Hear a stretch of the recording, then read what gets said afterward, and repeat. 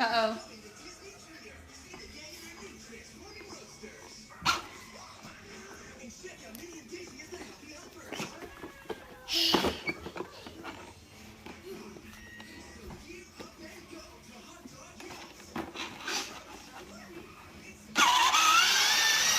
There's a wall, kid. Wait, let go of the gas. Watch out, Bella.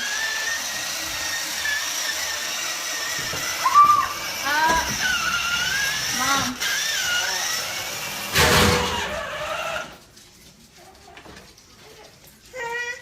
Cece, play patty cake on Daddy's head. Yeah, she's gripping it right now. Cece, play patty cake on Daddy's head.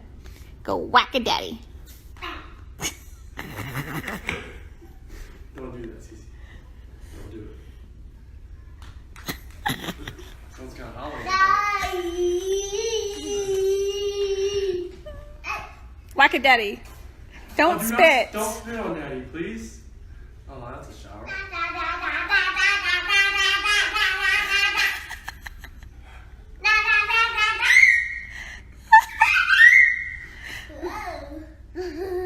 Careful, Bella, don't fall, okay?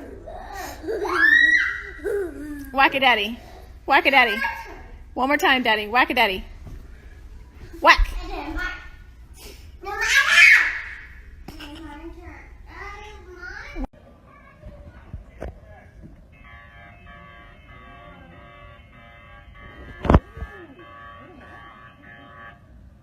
Can't run.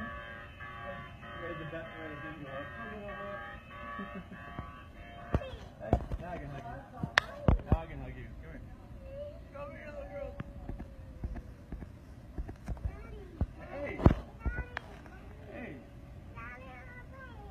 Airplane. I know. I did. Yes, I did. Beach.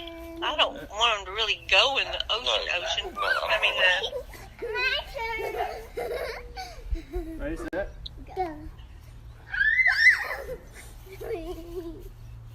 Ready, set? The pool opens in 2 weeks, too. what's the degrees today? 85, last I checked. 120. Wow. No, Cece. Yeah.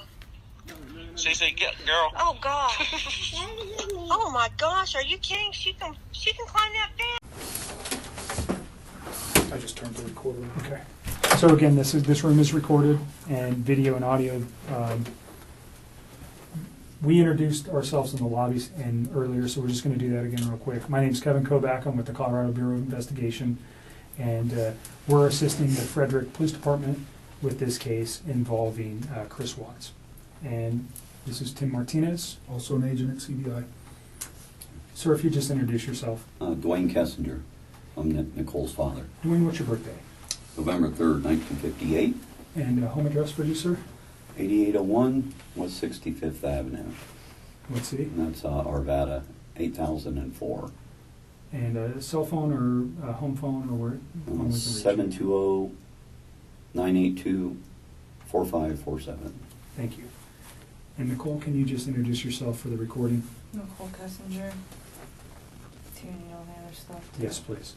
I live at 12255 Claude Court, Unit 612, phone number 720-656-9605. Claude Court, is that? I think we determined it was North Glen, right? Yes. Do you know your zip code? 80249. Okay. Can you speak up just a little bit so the recorder? I know you're tired and you're stressed, and we won't be here any longer than we have to be. You've already had a conversation with people before. You came here on your own free will to talk to us. We picked you up at your request and brought you here. You can get up and leave at any time. You don't have to talk to us. If there's a question you don't want to answer, don't answer it.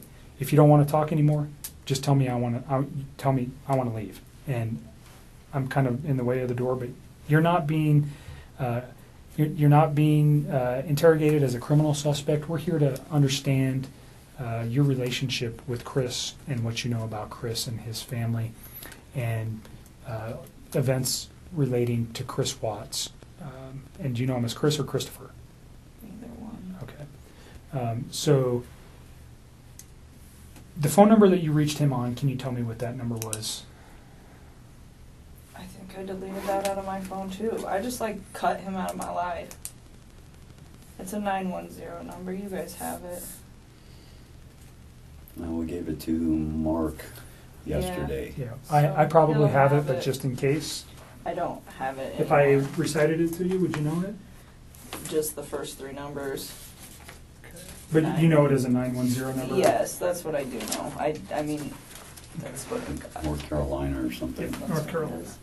Okay. So let's just start with like a timeline of your getting to know Chris, how you guys met, where you met, all those things. And let's just run. And I'm not going to ask you specific questions unless I think it's necessary. I'll let you just tell me your story. I think it's a little bit easier that way. So I just want to know how you met him, where you met him, how long you guys were dating, and those kind of things initially. Okay. I think I met him sometime in June, probably early June. It might have been May. It was just talking at work. It was pretty casual. And he didn't have a wedding ring on his finger. And every time I talked to him, he didn't tell me that he was in a relationship. He didn't even mention his kids right away either. And then one day he told me that he had 2 kids. I was like, that's pretty cool. And started telling me about his kids. That sounded like a sarcastic comment. No, I thought it was kind of cute. I was like, oh, he's a dad. It was like right around Father's Day too. So whenever that is in June. Okay. Yeah. So I'm not that's- good with holidays. He told me he had kids, and then it was Father's Day shortly after Okay. that. So that's what I do now. And I was like, I thought it was cute. And then he's telling me about him. He's pretty excited about him. And then he mentioned that he did have a significant other. And then he told me that those 2 were in the process of a separation. Did he mention the children's name or his significant other's name? I didn't know his significant other's name for a while. And then I think he told me his kids' names pretty quick, but to be honest with you, on an exact date of when that happened, I don't know. So in May and June, first of all, where do you work? I work at Anadarko Petroleum Corporation. I'm contracted to Anadarko Petroleum Corporation Okay, and you work out of an office setting where? in Platteville, Colorado. Okay. And Chris also works out of that location, per Yes. se. Yes. He's in the field, but he comes into the office with his team. So you work, what is your job responsibility? I do health, safety, and environment. Okay, so you work in the office and you take care of health safety for, Anadarko is an oil and gas company, right? Yes. So you're doing health safety in the office and Chris works in the field Yes. as a, what kind of job does he do? He's an operator, so I don't know like all of his daily duties, but he's a field operator, so he works with like the oil wells. So he goes out and does work on those, whatever Yes. that work might be. But he comes into the office frequent. In the or- mornings, his team meets in the mornings. They're not all in there every day. Some days some of them are in there, some days other ones are in there, but in the mornings typically from like 6:15 to probably 7, somewhere around there. And is that where you met Chris? Yes. Okay. So can you just take us through kind of a little bit of the early part of how he courted you or you courted him? I don't know which one happened. How you guys got to know each other? I guess we just started talking. He actually, so part of my job is to manage the gas monitors that we have. So Anadarko requires all of their field personnel to carry like gas monitor sensors for toxic gases, and it's my job to control the inventory, any issues, anything like that. And we were having some pretty serious like equipment issues, and we had numerous amounts of people coming in my office one day, and he happened to be one of them. And I'd seen him before, like they meet in the lunchroom, and that's where I go put my lunch in the fridge. So I'd seen him, but I didn't ever like talk to him. So that day we just started talking, and then every time I saw him in the hallway after that, and it was always hit or miss, like it wasn't an everyday thing, it was just when I saw him, we just started talking, and we just kind of had a lot in common and just hit it off, so we'd always have, pretty good conversations, and then, I don't know, one day he told me that he had kids and started talking about his kids, and then mentioned, yes, that I have a wife, but we're getting separated. I said, okay. And then When do you think that was? when he said all that, So specifically when he told you he was getting separated from his wife, was that within the first couple of weeks that you knew him, or was that later on? You said you met him around May or June. yeah, it was still in June. Okay. It would have been before Father's Day. So had you guys ever gone out on any kind of No. date at that time? You just No, were no. conversing at work? Yeah, that's all it was. And then, I don't know. We started hanging out. We hung out. We went to a park. Hung out at a park. Let's go back real quick. So why did he tell you that he was getting a divorce? Did he ask you out at that time? No, he didn't. I think he was probably interested in me. And so, he talked to me a couple times via his work phone, and I was like, no. Like, it was still very, like, friendly conversation. But then when I realized, like, this man is interested in me, I'm interested in him, this is personal, so we got away from the Anadarko thing, because I really don't want those guys affiliated with any of this. And So you have a work phone that's specifically... no, I have one phone that I do both on. He has two phones. Okay, so he had your phone, the 720-656. That's the only number that I roll with all the time. Okay. So he has two phones. All right. One of those owned by Anadarko and Yes, one sir. personal. Yes, sir. Do you know what his Anadarko phone number was? Okay. It's been so long, and I mean, I'm sure I could like look it up, but I tried to look it up for those guys yesterday, and I couldn't find it. Okay. We can find it. That's okay. Just wondering if you knew it. But at that point, we just like took it to his phone because I just felt it was like better that way. And we just continued to talk, and then Let me go back to the park. Where's the park? it's like down the street from my house. It's called East Lake Number 3. Your house Yes. in North Glen? Yes. And that was in the June time frame. Yeah, or like the beginning of July. It was like right around my birthday. It's like so sometime at the very end of June or the beginning of July. Okay. And that's the first meeting you had outside of work. Yeah. Basic conversation for a first date? I mean, we kept it pretty simple, I guess, I don't even remember everything we talked about. We Sure. were there for a few hours.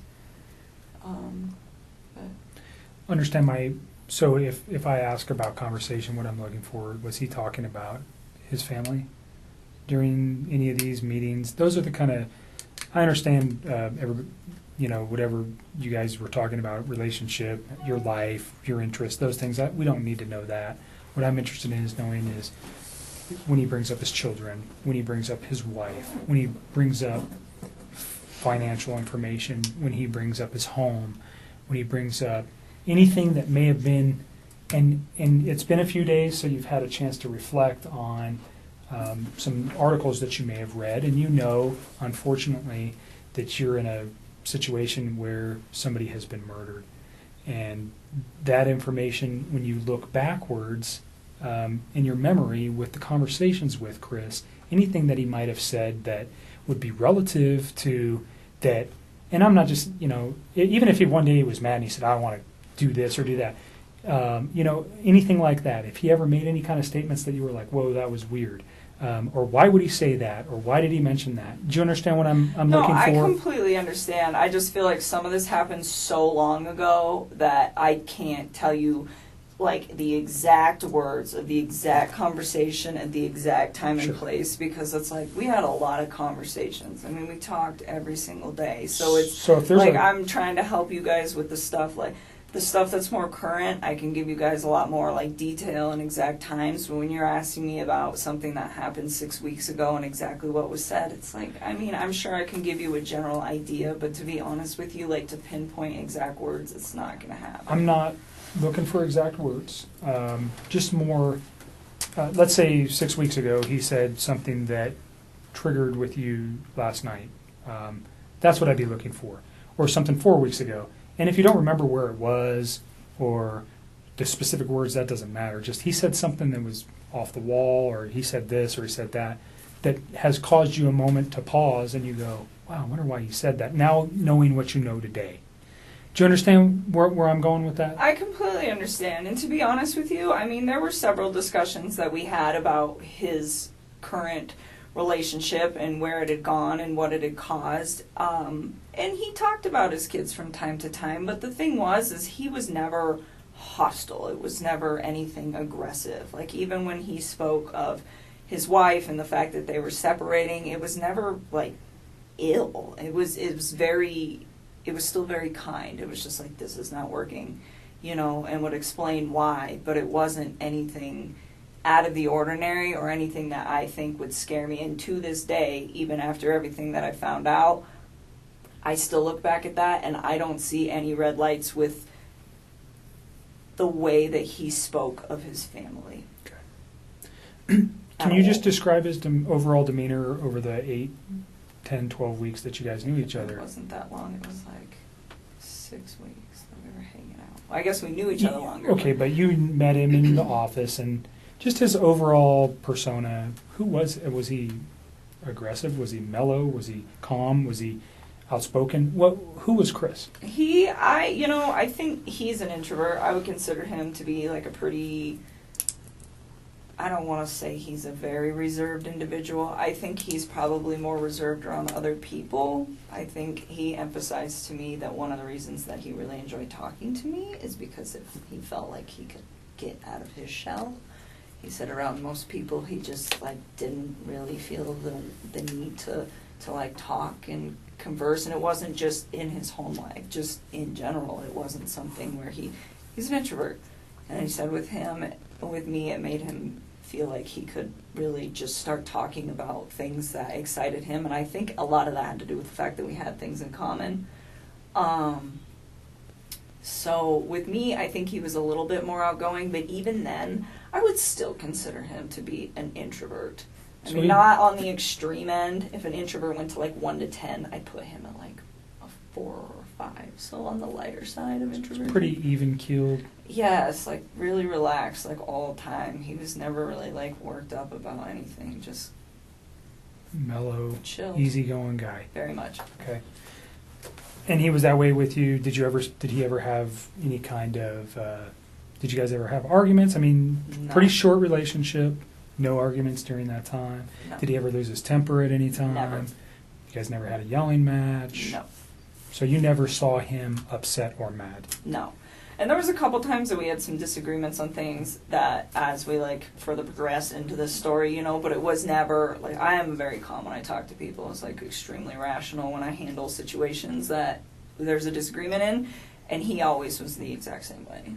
Always. I never stressed anything. I think one thing that actually kind of drew me to him was the fact that he was very open with communicating with me if there were any differences on how we saw things or just open-minded about things. It was actually, I personally thought it was kind of unique, because usually most of the men that I've ever met are typically very closed off, and I didn't get that from him at all. Okay. But it was always kind, very kind. So no sense that this guy had a temper or not at was aggressive, or he never lost his mind and yelled and said crazy stuff or anything like that? Okay. No.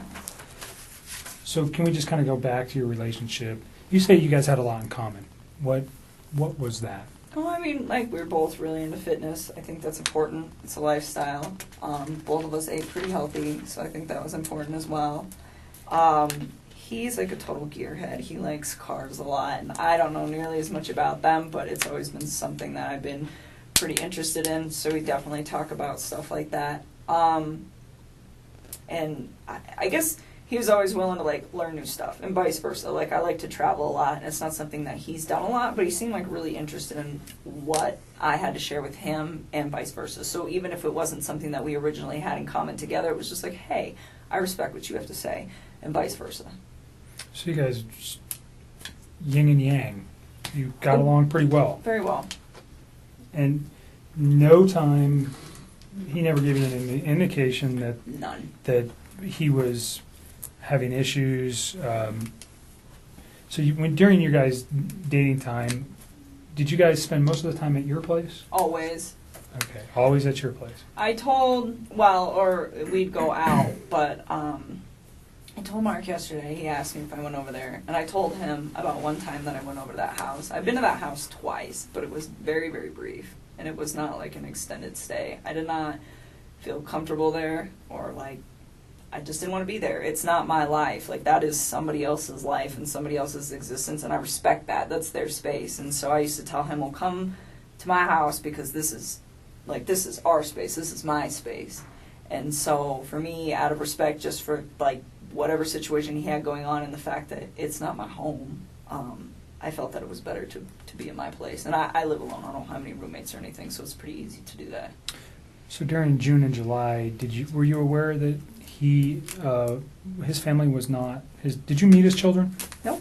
During June and July. And he didn't ask me to. Okay. I mean, not that I didn't want to ever. It was just not now. It's like you're not finalized with your separation, and not only that, we've barely been dating. Like, you can't introduce kids to somebody new in a situation like that. That's something that takes time. I mean, would I have liked to have met them? Of course. That would have been a great honor for me to have somebody introduce their children into my life, but not then. It was something that it was like, okay, well, let's see where we're at in 6 months. Let's see where we're at in a year. And if we're still doing this and you and me are still, happy with where we're at, and you think that this is something that is going to be long-term and is worth bringing your children into the picture, then yes, I would love to meet them. But it's like, not right now. You are still in this situation where you're not even completely out of it, and I'm getting in it, and that's not fair for them. And that was kind of the policy that I had with him, it was just like, yes,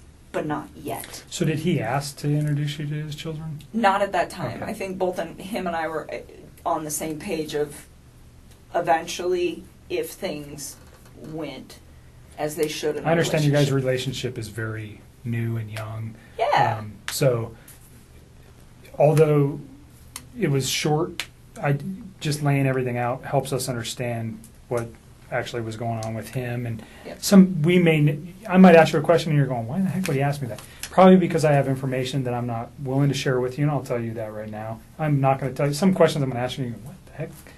I won't share some information with you. Just, it protects you, it protects our investigation. So if it seems weird, there's a reason I'm asking it, That's and fine. it's usually relative to what I know. So don't take offense to it. Again, it's just part of what we need to know. Understood. So just, you went to his house on 2 occasions. Yes. Was that recent? No, that was like pretty early into it, and I did not like it and did not want to go back. Do you recall where the house was? Yeah, it's like right off the highway in Frederick. Okay. And you know the streets? I mean, I'm sure I could figure it out again if I like really had to. Like off the top of my head, no. Do you know the street name? No. Okay. I would have to like drive around in there to get there. Okay. Did it look like anybody else lived at that house at that Oh, time? definitely. Okay. I mean, So is that what freaked you out? I mean, he told me that he was living in the basement, and he said, we're separated, but we're not divorced, and we're going to get ready to sell the house. And that was the impression that I was under. And I was under the impression that they were taking everything pretty slow with this, with like getting ready to sell the house. I mean, those are big things. So that's what I was informed. And I mean, if you think about it, this whole thing happened in a 6-week stretch. Like, it's not really that much of a time frame. So in that sense, like, it's believable to me. Yes, I went to the house, and the first time I was there,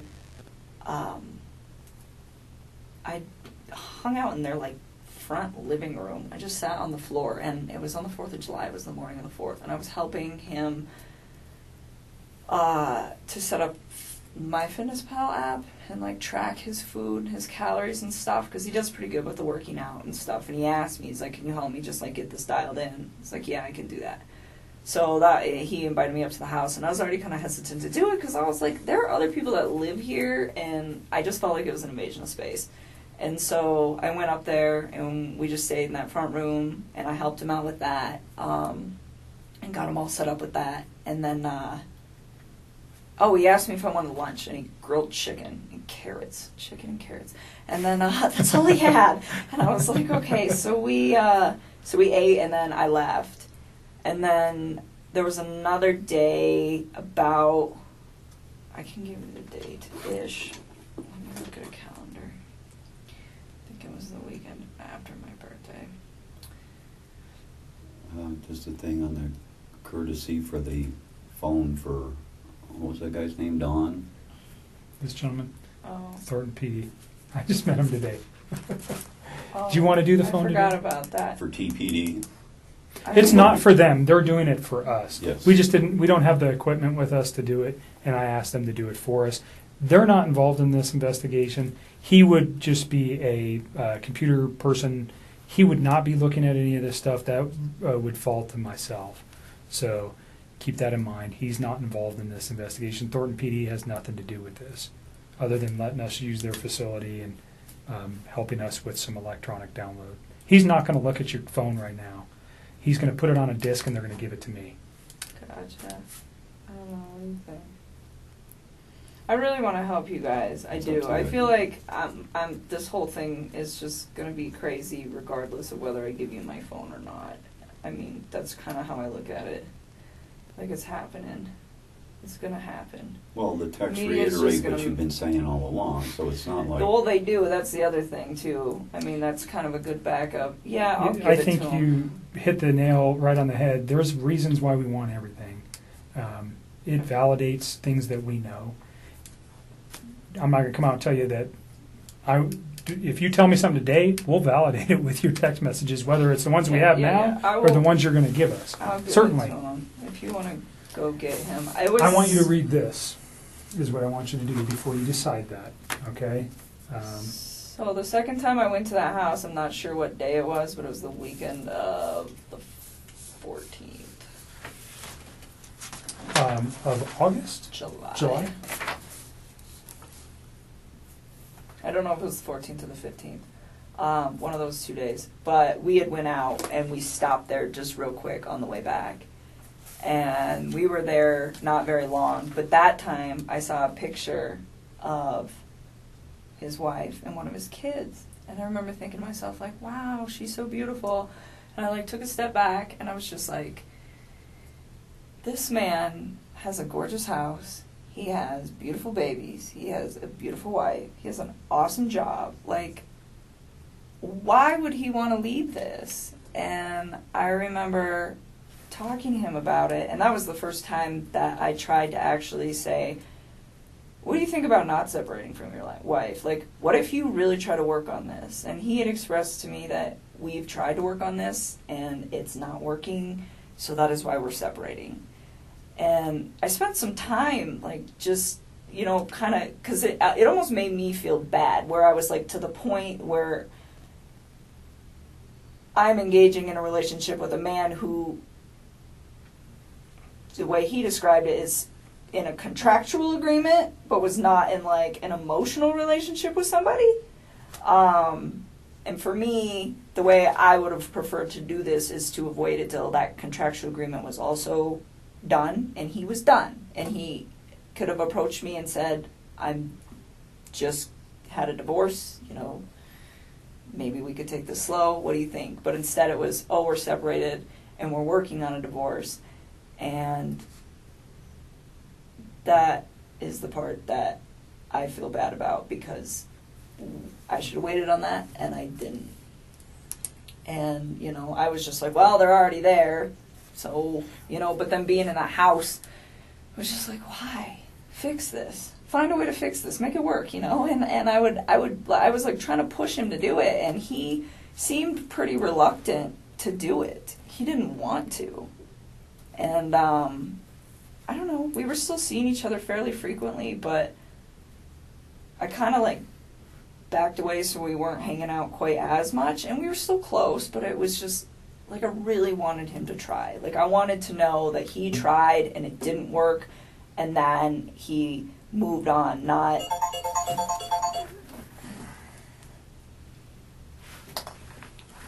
that, you know, they both kind of tried and then he got himself into a situation with somebody else. And I don't know, I just thought he had a beautiful life going on, and he could have made it work. That was the way I looked at it from the outside. So is this something you reflected on since this event, or was this you? No, I was doing it then. Like You said this doesn't look right. He's kind of I don't want to be responsible for breaking up a marriage, especially with 2 children. Is that kind of the gist I'm getting here? I didn't think it didn't look right. I mean, I think he was legitimately sleeping in the basement, and I didn't think that these 2 were. I mean, I think it was like, hey, we're both stuck in this house for now. We got to sell this. In the meantime, you live here, I live here. We sleep in different rooms, take care of the kids. That's just like kind of how I took that. And no, I didn't think it didn't look right. I just thought it just seemed like he had so much going on, and it was just beautiful that I was like, why don't you just try this out, you know, and see if you can fix it. And he'd always be like, well, what about us? What about us? I'm like, don't worry about us. Like, that is more important. Like, try to see if you can, like, salvage whatever it is that you have going on with your wife. And you know, I always got the impression that he was a great father to his kids, like, always. And so, you know, I was like, and be the dad that you want to be. I was like, and see if you can make it work. And he just, like, we kind of talked about it off and on for, like, a few weeks. And I was just kind of like, I don't know. Like, I think I was kind of, like, cold feeting about it after I went over his house. And so this was, like, pretty early on. And then he told me that he went to North Carolina, and he was like, I'm gonna talk to her when I'm in North Carolina and see if I can get her to do this, to like try to like rekindle the flame. Okay, so try to salvage his relationship as you've been asking him. Yes, to do. And then if he When decided, did he go to North Carolina? I think it was like the last week of July, somewhere around there. Okay. So I mean, this was like a couple weeks that I was just kind of like trying to push him to do that. Let's pause at North Carolina, and we'll come back to that real quick. I want you to read this. If you don't understand what it means, then ask me the question. But basically what it says is you have the right not to let me look at your phone. I'm asking to look at your phone for the purposes we previously discussed, for the text messages and your phone log, and unfortunately the photos that are attached therein too. That information is only relative to this investigation. I'm not looking at anything else except for the conversations between you and Chris Watts, and the phone data between you and Chris Watts for phone calls, for times and dates for those phone calls.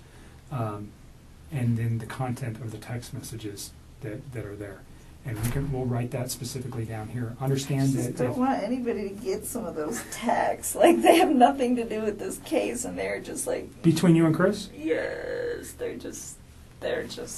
So just tell me what you're... They're just kind of raunchy. Okay, like, I don't need anybody... Everybody's an adult. I don't need that posted, like, we're not going to somewhere. Post it. I don't want the newspapers to get that. That's all I want. The only ones that we would be looking for, again, is the same kind of questions we're getting to here, is things about his children, things about his wife, the questioning of, did he ever, has he ever said something to you that might indicate, maybe not then, but now, that there was something like this in his mind? Or you know what we're looking for. I don't need to come out and tell you that. I understand the embarrassment of particular photos or potential sexual types of conversations you may have had with Chris. It's not relative to the investigation. We don't care. Okay? You're an adult. I'm an adult. Everybody in this room, even your dad, and I give it to you for saying that stuff in front of your dad, because I'm not sure many women could do that. So that's not what we're after. We're after the information that corroborates things that you've told us, and also that corroborates or may tend to prove that things that Chris told us were a lie. You understand that? Mm-hmm. And that's maybe going a little bit far. I usually won't tell people that, but because of your reservations, that's what I'm looking for. If I can disprove something he's told me by a phone record, phone records don't lie. People do. Okay? So if I can disprove something that may be important, that's what I need it for. I'm not saying I can. Has it happened before? Absolutely. Is it critical in cases that I've worked in the past? Yes. So that's why I want it. Okay? Again, you don't have to give it to me. You can tell me, I don't want you to have it. Go get a warrant. I'm not even going to tell you if I go try to get a warrant right now. I'm just asking for you to consent and And again, we can write right here what you're willing to give me, which is the text messages and the phone log. And unfortunately, again, the attachments on some of those text messages. And I'll write it on there, and then you'll just sign it. Okay? Do you understand the questions there? Do you have questions about any of the things that it says? You understand you don't have to do this. You're doing it of your own free will.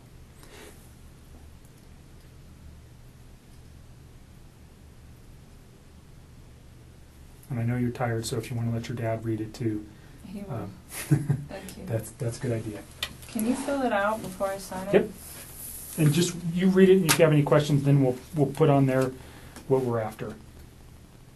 I'm so hungry. You should have told me. I would have got you some food. I got food in my car. It's not staying down. It's just coming She hadn't been back up. feeling good, not because of any, just, Like, I got sick prior to Jim. this whole thing happening, and then I think all of this compounding with the Stress. fact that I'm sick, it's just not good. I've not really been eating or sleeping much at all.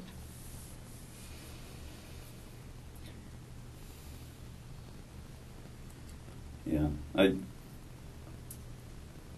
I'm with you. We definitely need to accelerate the case because the more it takes, the less sure that they are of situations. But on the other end, I think if you do just that only, You tell me what you're willing to provide to me, and we'll is write that it good on. enough? I just want, like, our text conversation, and then, I guess, our phone call records. So I'm going to put So the time and date of the phone call records, and then our text message. Could we text. get photos of him? Huh? Could we get photos of him? Off of Would you that? mind if we got his photos that he sent to you? Oh, well, there'll be in that text message thing. So all his photos were sent. There was no apps or anything else you No, used that you no, guys no, were no, sending. no, It was no. all just text messages. Yeah, Okay. So it'd be an attachment to a text that he sent you. pretty much. But Everything is in the text and the phone call records. so Like, all of it. because we don't have it on tape, we discussed prior to turning the tape on Tuesday, which would have been the 14th of August. You had read some newspaper articles on the 13th and the 14th that regarded this case. You had also had a conversation with Chris at some point during the day on Monday. And on Tuesday, because of what you found, specifically what you said was, and don't let me put words in your mouth, but you found out that his wife was pregnant. And yes. And you did not know that prior. And you found that out via the newspaper articles, and that caused you concern. Well, I just realized that he was lying to me, and I was like, well, if you can lie to me about this, what else are you lying to me about? And it made me realize that maybe his wife was in danger at that point, and it was day two, and she still wasn't home. What did that cause you to do with your phone, though? Oh, what, when I deleted those? Yeah. I was just kind of grossed out by him, to be honest with you. I was just like, I don't know what's going on right now, but you just lied to me, and I don't want to see this come over my phone anymore. So I removed it. So you already said, but you removed text messages. I deleted all of his stuff because he lied to me. I mean, that's what it was. It was the hurt that made me delete it, and then it was the lie that made me start questioning everything else he'd been telling me for the last few days. And that's when you decided to come forward. Yes. Okay. So just for context, Yes. when people delete stuff off phones, usually we go, No, hold on a no, second. no. It And wasn't that's why I wanted- malicious at right. all. It No, I'm not wasn't saying it's malicious at malicious, all. but- He lied to me. It just hurt. Like, I had never felt like he'd ever lied to me before. And it was a big lie. I mean, Right. telling somebody that you're in the midst of a divorce and then you have a wife that has a 15-week-old baby on the way is a huge, huge thing. And I was very taken back, and it was hurt. And so at that point, I deleted it. I had a few more quick things to say to him, and then I just got rid of him. That's literally what I did. I just cut him out of my life. It would have honestly been like a bad breakup kind of thing. Like, if none of this other stuff would have happened, that's what it would have been. That would have been the end of it. The information was not destroyed because there was anything in there that would be harmful to you or potentially to Chris at this point, but harmful to you in particular. That's not why you did it. No. You did it out of excuse my language, this guy's an asshole, so I'm getting rid of him, and I'm getting this stuff off my phone. That was like me kicking him out of my life. Okay. And then, like I said, and then realizing that he lied, that was when I was like, okay, maybe his family is in danger and they're not coming back and they're not staying with a friend. Yeah, when did I go over there?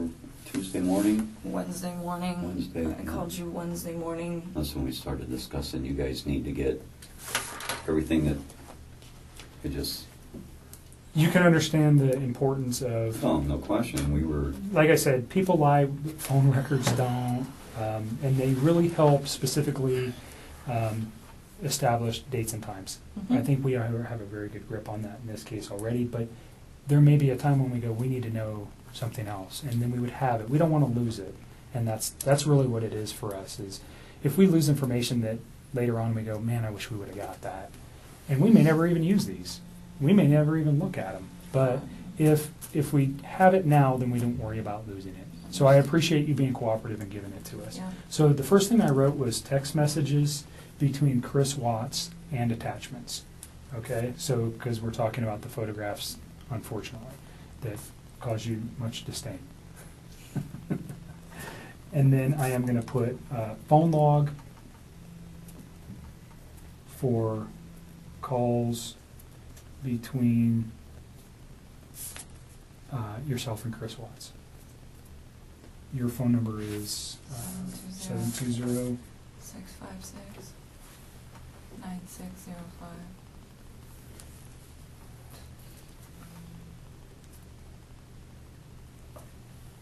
And this right now is located at, we're at the Thornton Police Department. It's going to be moved to so this is kind of, doesn't make sense, but we're here. It's going to be moved to the Colorado Bureau of Investigation. He's going to download it here, but I'm going to take it with me, just so you know. It's not staying here. Okay. They're not going to retain any of this. This comes with me. Okay. Okay? Is there anything else you want on there? I think that's about... That's it. I mean, I don't have social media. I don't really have anything else you guys can pull. Okay. Is there anything else you know of that could help us with this that is not on this sheet? As far as like data, That's on your phone? no. I mean, everything we did was like text and talk, pretty much. I mean, and like I said, any pictures that I had, like even if you were to restore all my regular photos, there's so many pictures in there, and you wouldn't even know which ones were for him and which ones weren't. But any picture that I wanted to send to him, I sent via text. So if you guys go through the text and the attachments, you will have everything that wasn't said verbally and was done via text. But I think that's it. Like I don't have anything else. As far as like no Facebook, no Instagram, no Twitter, no LinkedIn, like none of it.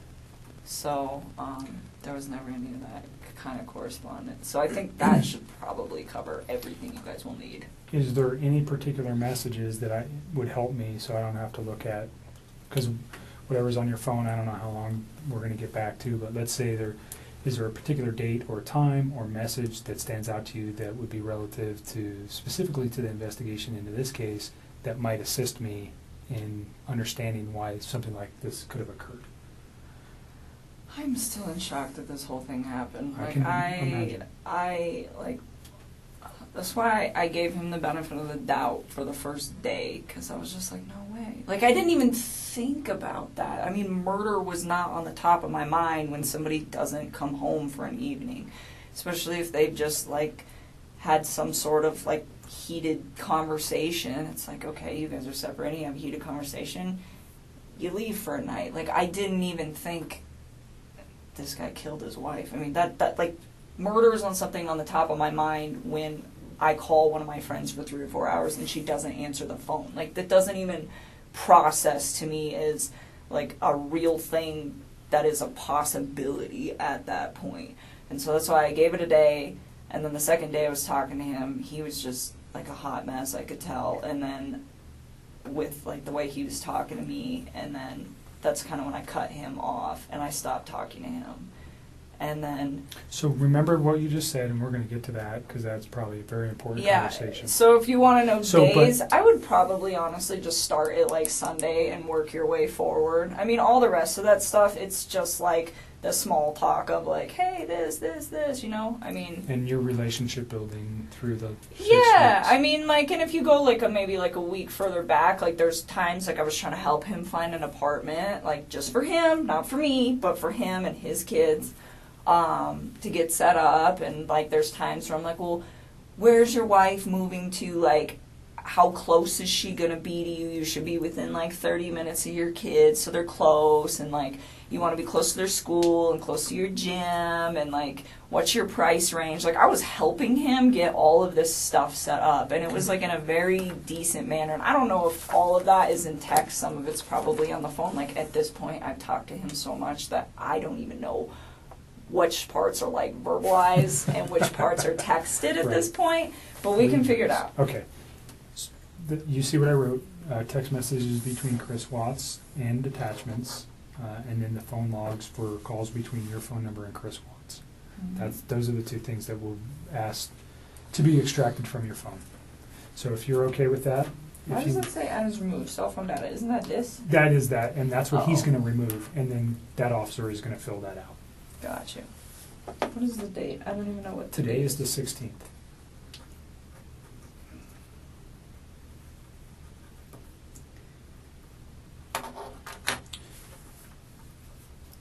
You want to add anything to this? If you give us your phone, we'll get him started. We want to give you everything, but we also want to be protected in doing so. Is more of the thing. It's just. And when he's done, we'll give you a copy. Is there a of this. password or anything? Like, will it lock up after a period of time? Yeah. Right here. That's his notes. And Make sure there's nothing written on the back. There's not. I checked before I wrote it off. Let's go back to North Carolina. Okay. He went to North Carolina, and he was trying to rehab his marriage with his wife. He said. Do you know her name at this point? Yeah. Okay. Are you okay saying her name? It's Shanann. All right. And do you know the children's name? Yes, it's Bella and Celeste. Okay. Cece. She went by, they called her Cece? Mhm. All right. So he went to, were they in North Carolina They were already there. If you want something. I don't know if my stomach would do that. Yeah, they were already out there. He just flew out there to meet up. Do you know why they were there? They're all from there. Okay, so they were there They for... were visiting her family for the most part until he got there. And then they still were mostly visiting her family. Okay. Hey, do you know how long they had been there? A while. Like weeks. All right. And he flew out to join his family there. Yep. Did you know specifically where he flew to? What, airport? No. What city? No, not off the top of my head. Okay. I'm sure if I thought real hard, maybe I could think about it, but I mean, come up with it. No, I don't know. All right. So he goes there. You said it was like the last week of July? I think so. I think it was like one of the last days of July. I'm almost positive. I think it was a weekday. Okay. Yeah, he flew out there, and I thought I had like convinced him to like try to make peace with her, and I was like, if you guys work on this, like, I'm out, because what's the point? Like, I'm not trying to be with somebody that's in another relationship, which I know that sounds silly given the whole relationship that we had in the first place, but I really was under the impression that they were separating. I mean, it was like reiterated to me so many times that that's what I thought it was. And it made sense to me too, because like he could pretty much call me whenever he wanted. Like I was the one that would tell him like, hey, when your kids are awake, you need to spend time with your kids. Like do that. And then after they go to bed, like if you want to talk to me, you can talk to me. But it was never like this super, super restricted thing. Like sometimes, like right after work, if I was like still talking to him, I get kind of bummed out, and I tell him just like, oh, it's frustrating sometimes, like having to like wait. But at the same time, I was never like, this is horrible, or it was always like I understood why. But then once his kids were asleep, he never like had any. It was like he could do what he wanted. Do you know what I'm saying? Like Sure. He was in his basement and she's upstairs and they're not speaking. So it kind of made sense. It wasn't like. And you guys are sneaky just at night. texting and... or talking or whatever, you Right. know. I mean, and it was like I said, it was at certain times, but that time, and originally it wasn't, but it was me that put that time frame on there because I thought he should hang out with his kids. Those 2 times you were at his house, did you see any evidence of that? Him living in the basement? Did he ever show you that area or anything? I've seen, yeah, I went down there and saw his little workout equipment, and there's a bed down there all set up, and the basement was all clean and organized and stuff, so, like a decent bed set up, so it made sense to me, like, hey, this is what's happening down here. So I saw it. Even though his family was in North Carolina for multiple weeks, it appeared that he was still living in the basement. Mm-hmm. Well, and he told me sometimes he would like go upstairs and sleep if like he was home alone, because I know she'd like go on business trips and stuff. But he's like, I don't like that bed anyway, so he didn't really like sleep up there. I was like, okay. Even when it was just him, so Okay. that was the impression that I got. I don't know what you're talking about. North Carolina. Go back to North Carolina. So North Carolina. So he still made very frequent communication with me when he was out there, and at one point he told me that they sat down and they talked about it, and he told her that he wanted to either fix things or like to try to fix things, and if she didn't want to fix them, then they needed to like move forward with the separation and like actually file for a divorce at this point was the impression that I got from this, and was what he told me. And so he said that she was like pretty receptive to just not trying. He was like, she seemed like she just wants me to go. He's like, when she has her mind made up, she has her mind made up, and that's what she wants. And he's like, she doesn't want to try anymore. And he's like, and neither do I really. And he was like, it's done. And he's like, and then the next day, I don't even know what days these were, sometime when he was out there, he told me, we're putting the house up for sale as soon as we get back. And I was like, well, that was quick. And he was like, it's her, she's ready to go. And I was like, okay. And so I left it at that. And then he got back, and I started asking him, like, what are you going to do? Because the Colorado housing market is fire, and you guys are going to sell this house, like, real fast. And I'm like, you need to start looking for a new place to live. And I'm like, where do you want to live? And I was really trying to help him out. I'm like, do you want to get a house? Do you want 3 bedrooms so you have one and each of your girls have one? I'm like, do you want to, you know, like do an apartment? Like, what do you want? You know, where do you want to live? Because he's in Frederick, but that whole area over there is just like a bunch of small towns, and you can kind of just pick and choose. Everything's kind of, you know, and so he told me, well, I like Brighton, and I was like, okay. And then he told me he wanted a 2-bedroom apartment, and he said he wanted 1 room for him and the other room for his 2 girls. And I thought it was kind of cute. Like, I remember telling him, I was like, yeah, me and my sister had bunk beds, like, at my dad's house. And I was like, when we were little girls, and me and my sister the same age apart as him and as his 2 daughters, you know. So I told him, I was like, they're going to love it. I was like, they might be, like, stuck in one room together. I was like, but they'll become, like, best buddies. And it was really exciting. Like, I liked helping him, and I just wanted him to, like, I don't know.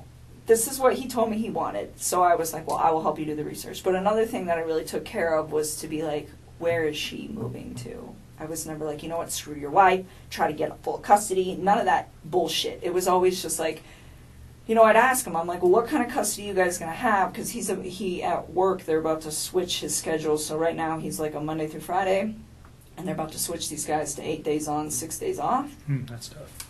That's awesome. And I was asking him, I was like, are you going to have your kids like on that set of days off? I was like, because that would work perfect. Like 1 week on, 1 week off. And I was just like, you know, we just talk about it. And I'm like, what is your plan? And he's like, we haven't figured out exactly what we're going to do about the kids yet. But he told me, he's like, Colorado's a 50-50 state, and she's okay with everything 50-50. Like, he said that she was like on board with this because she wanted it too. Like, she was checked out of this relationship. So that was, like, how he made this sound. That it was, like, a very, like, kosher, we're done kind of thing. Did you ever give him, like, books or articles or anything to read about saving your marriage? Did you ever provide anything to him like that? About saving his marriage? Yeah, like how to recover a marriage or how to save your marriage. Or, you know, there's all sorts of publications and books out there. No, but I did tell him, and I don't know if I did this through text or phone. That will be something you guys will, I'm sure, figure out. But I told him a few times, like, I think that you should take the time to read some articles about what separation does to kids. You know, and I told him, I said, when my parents separated, we were literally like 3 and 5. We were almost the exact same age as these little girls. And I told him, I said, you know, I was so young when it happened that it didn't really have like a big negative effect on me because I was so small that I didn't really process it too well. I was like, but I do have cousins that their parents got divorced when they were like 10, 11, and I think that it hit them a little harder, you know, and he's like, oh, they'll be fine, you know, and I told him, I was like, even though they're small and you think that they'll be fine, I was like, I think you guys should just read about it just so that you guys are prepared in case, you know, one of these two starts having a hard time with the fact that you guys aren't in the same house anymore, you know, and I would tell him, I was like, you know, there's pros and cons to it, like, because he was like getting ready to do it, and it would be like, you know, it's kind of cool having 2 Christmases, and, you know, like, your parents get to go, you know, be happy doing whatever it is they want to do with their lives, and they don't have to be in a situation that's probably not good for the kids because it's not good for those two, you know, but at the same time, it was like, just read. Like, that's what I always used to tell him. I'd always tell him to, like, I tell people to read about everything. Reading is so good for you. So he, at this time, is telling you that, yeah, I am the guy trying to save the marriage and she doesn't want it. That's what he told me. So, and and then he was like, she doesn't want it, so I'm not going to do it. And then it was like, we're filing for divorce, we're selling the house, and this was like all as soon as they were coming back from North Carolina, like boom, boom, boom, boom, boom. Would you recall when he gets back from North Carolina? No, I don't even know how long he was out there. I know it was like less than 2 weeks and more than 1. Okay. I don't remember. So he comes back early August. Would that be fair? Oh yeah, it was definitely like in the first 2 weeks somewhere. All right. Probably the second week of August at some point in that. I don't remember when. Does his wife come back with him at that time? Or Yeah, they all came back. They all come back at the same time? They all came back. And then, yeah, so he continues to just, you know, tell me that this is like what he wants. And so I took the time, and you will see that in the text too, where I I found this apartment. It was perfect. It was so cute. I was like, it's in your price range. It's like 6 miles from the gym. It's 23 miles from work. I'm like, you know, it's super close to Frederick. It's going to be by your kid's school. Like, this is the spot, you know, and I told him, I was like, I'll keep looking for more places. And he's like, well, there's some that I want to go see too. And he actually had me thinking that he was going to go look at these places this week. Before all Okay, this. so this is fairly recent then, if we're this talking just about. happened, like in the last. He's going to go weeks. look at apartments. He wanted me to go during, with him. When you say this week, are you saying Like this Monday this was the 13th? like this week. Okay. Yeah, so I told him, I was like, well, pick out a few spots, and if you want me to come with you, I'll go look at them. But you know. You said earlier that he had never, or that the apartment wasn't for you and him. It was just for him and his children. Oh yes. It was. You had no intentions of moving in with him. No, I have my own spot. I still have a lease there till July, and even then, like, he never asked me to move in with him, Okay. and I never tried to move in with him. I mean, I told him. I mean, I really try to take everything with this whole situation very slow. The only part that I screwed up on was the fact that he wasn't completely separated from her when him and I decided to spend time with each other. That is where I screwed up. But other than that, everything else, it was always like, you know, you build your life, I'm going to build my life, we will intertwine them, but I am not ready to, like, do this. And he respected that. And I even said that, and I don't know, that might be in the text, but said that too, where it's like, Chris, like, you need space. Like, you're just getting out of a divorce. Like, personally, I think jumping into a new relationship is a little quick. It's like, I was in a relationship earlier this year, and I think this is also a little quick. And I'm like, so why don't we take our time? And I'm like, if you guys end up doing a week on, a week off with your kids, I'm like, the week you have your kids, be with your children.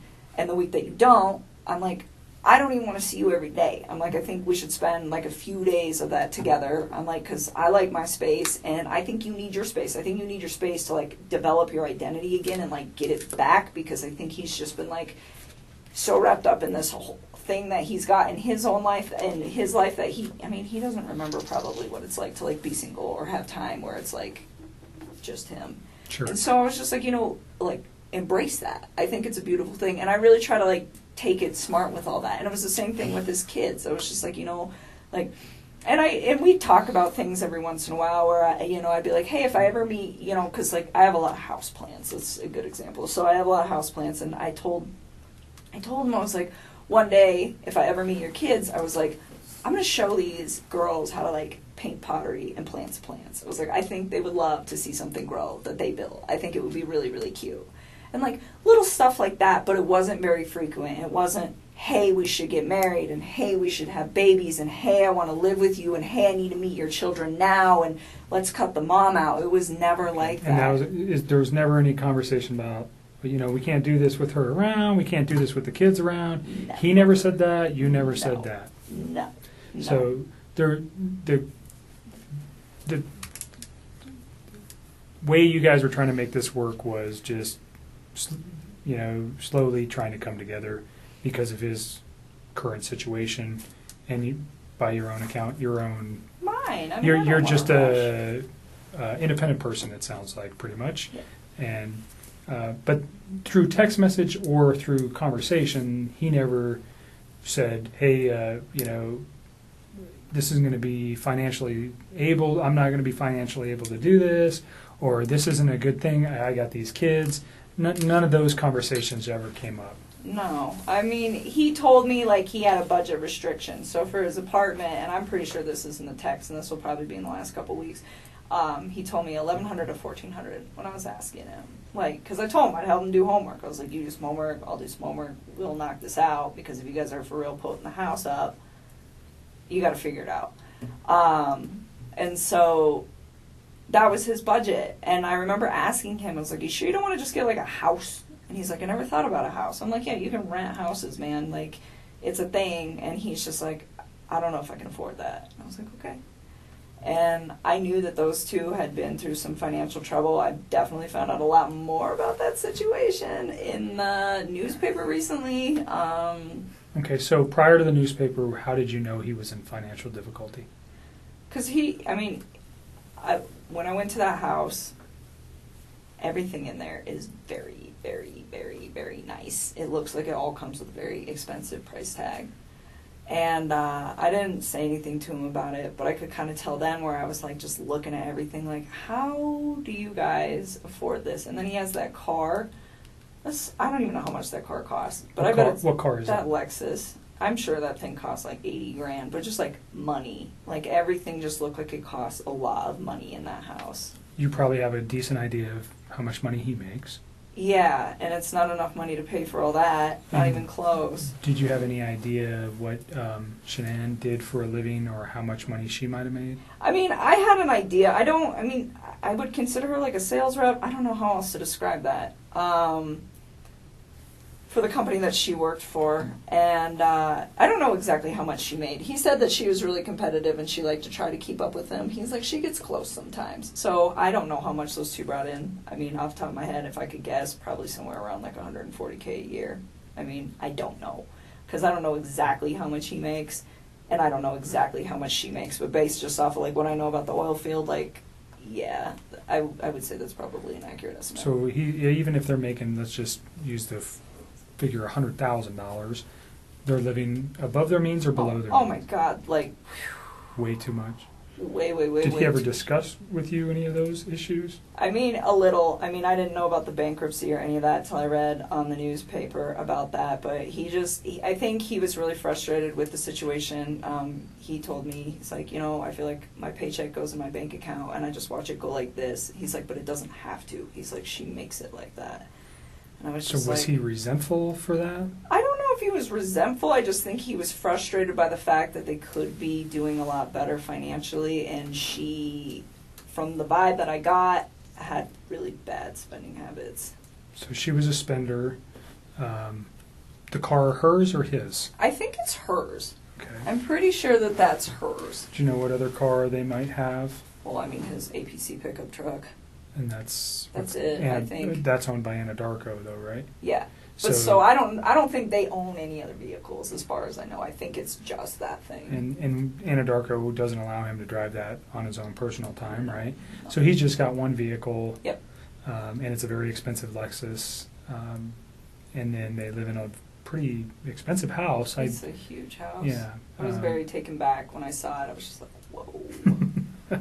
How? And then you the guys, fixtures inside caused you to pause. everything was just like.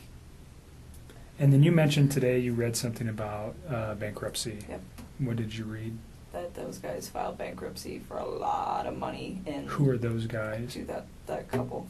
Okay. In 2015. Oh, Shanann and Chris. Thanks. Filed bankruptcy in 2015. Okay. And you said for a lot of money. Do you recall the amount? No, because it was different in each of the newspapers, and I don't know which one to believe. Okay. So, hundreds of thousands of dollars. So, yeah, I didn't know that. Let's go just back to him and the financial. He tells you he has a concern enough to at least express something to you that he's frustrated with the way she spends, or he's upset with working so hard and never having any money, and she's kind of the responsible party for spending most of the money. I pretty much got that vibe. I mean, he just told me, he's like, we're house broke all the time. I was just like, that's unfortunate. And I asked him, I was like, do you have 401k? And he was like, yeah. And I mean, the reason I ask him this is because if I get into a relationship with somebody, I want to know, like, what kind of baggage that they have. I think that's important if I walk into a situation where I'm like, hey, I have good credit and I have all these things that I've been building, and you don't have your stuff together, like, what are we going to do with this? And it's important for your long-term You're smart. thing. So I'm preparing. And so I just asked him, I was like, well, do you have 401k? And he was like, yeah, I do have that. And then I asked him, I was like, I didn't ask him, like, how much debt they had or anything, but I just said, is your lifestyle sustainable? And he was like, no. And I was like, how long do you think that's going to take? He's like, I don't know, but it's not sustainable. Where did his girls go to school? I don't know. He never actually told me. Like, when I asked him once, it was like when I was trying to find him an apartment, I was like, are you comfortable telling me where your girls go to school? That's in the text too. I was like, so I can figure out what distance from the apartment it is. I was trying to just make his life convenient with, like, him, his ex, his kids, and all the stuff that he needs to do and work. And he was like, don't worry about it. Their school's pretty centrally located, so anywhere in the area that we were discussing will be fine. And he just left it at that. So he didn't even tell me, which was fine. I respect that. Daycare is obviously very expensive for a 3 and 5 year old. Oh, yeah. Right? So I don't understand. did he ever bring did he ever discuss that? Never. Okay. Never. Like I said, the only financial thing he ever said is just like, she just likes to spend money, like a lot of it. So that was just kind of the vibe that I got from that, and that it was a lifestyle that she liked to live, like, very, like, materialistic kind of lifestyle. Wanted to Like, project a certain image. Yes, all the time. And he said that was why they got that house too. It's like she wants everybody to think that we live a certain way and that we can, like, sustain all this stuff. And he's like, and we can't. And I told him, I said, when you're in those situations, why don't you, I'm like, do you like voice your concern about this? And he told me, he's like, when I try to talk to her, he's like, she's really bossy and she usually shuts me out. And he's like, when she does that, he's like, I just let it go. And I was just like, all right. I mean, I don't try to, like, interfere with how those two interact. But I did ask about it because I'm just curious, because I would never put myself in a situation where someone was like, you know what, we're going to live in this house that costs, like, double what we can afford, and that's how it's going to be, because I want everybody to think we're fancy. Because I wouldn't do that. I mean, to me, like, I wouldn't put up with somebody doing that to me. And I'm not saying that that's what she was doing.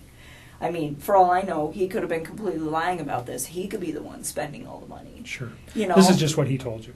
Exactly. So, I mean, that's as far as I can interpret it. So I can't be like, well, oh, she needs to do this and she needs to do that. But he voiced his concern where it's just like, financially, I'm in a very bad spot that I don't need to be in, but I'm stuck in. And that was kind of where he was at. So, but I mean, he was never, like, mean when he talked about her. He was never hostile, like, nothing like that. He just, I mean, very calmly, like, this is the situation. And I think the only reason that he even provided me with that information is because I asked.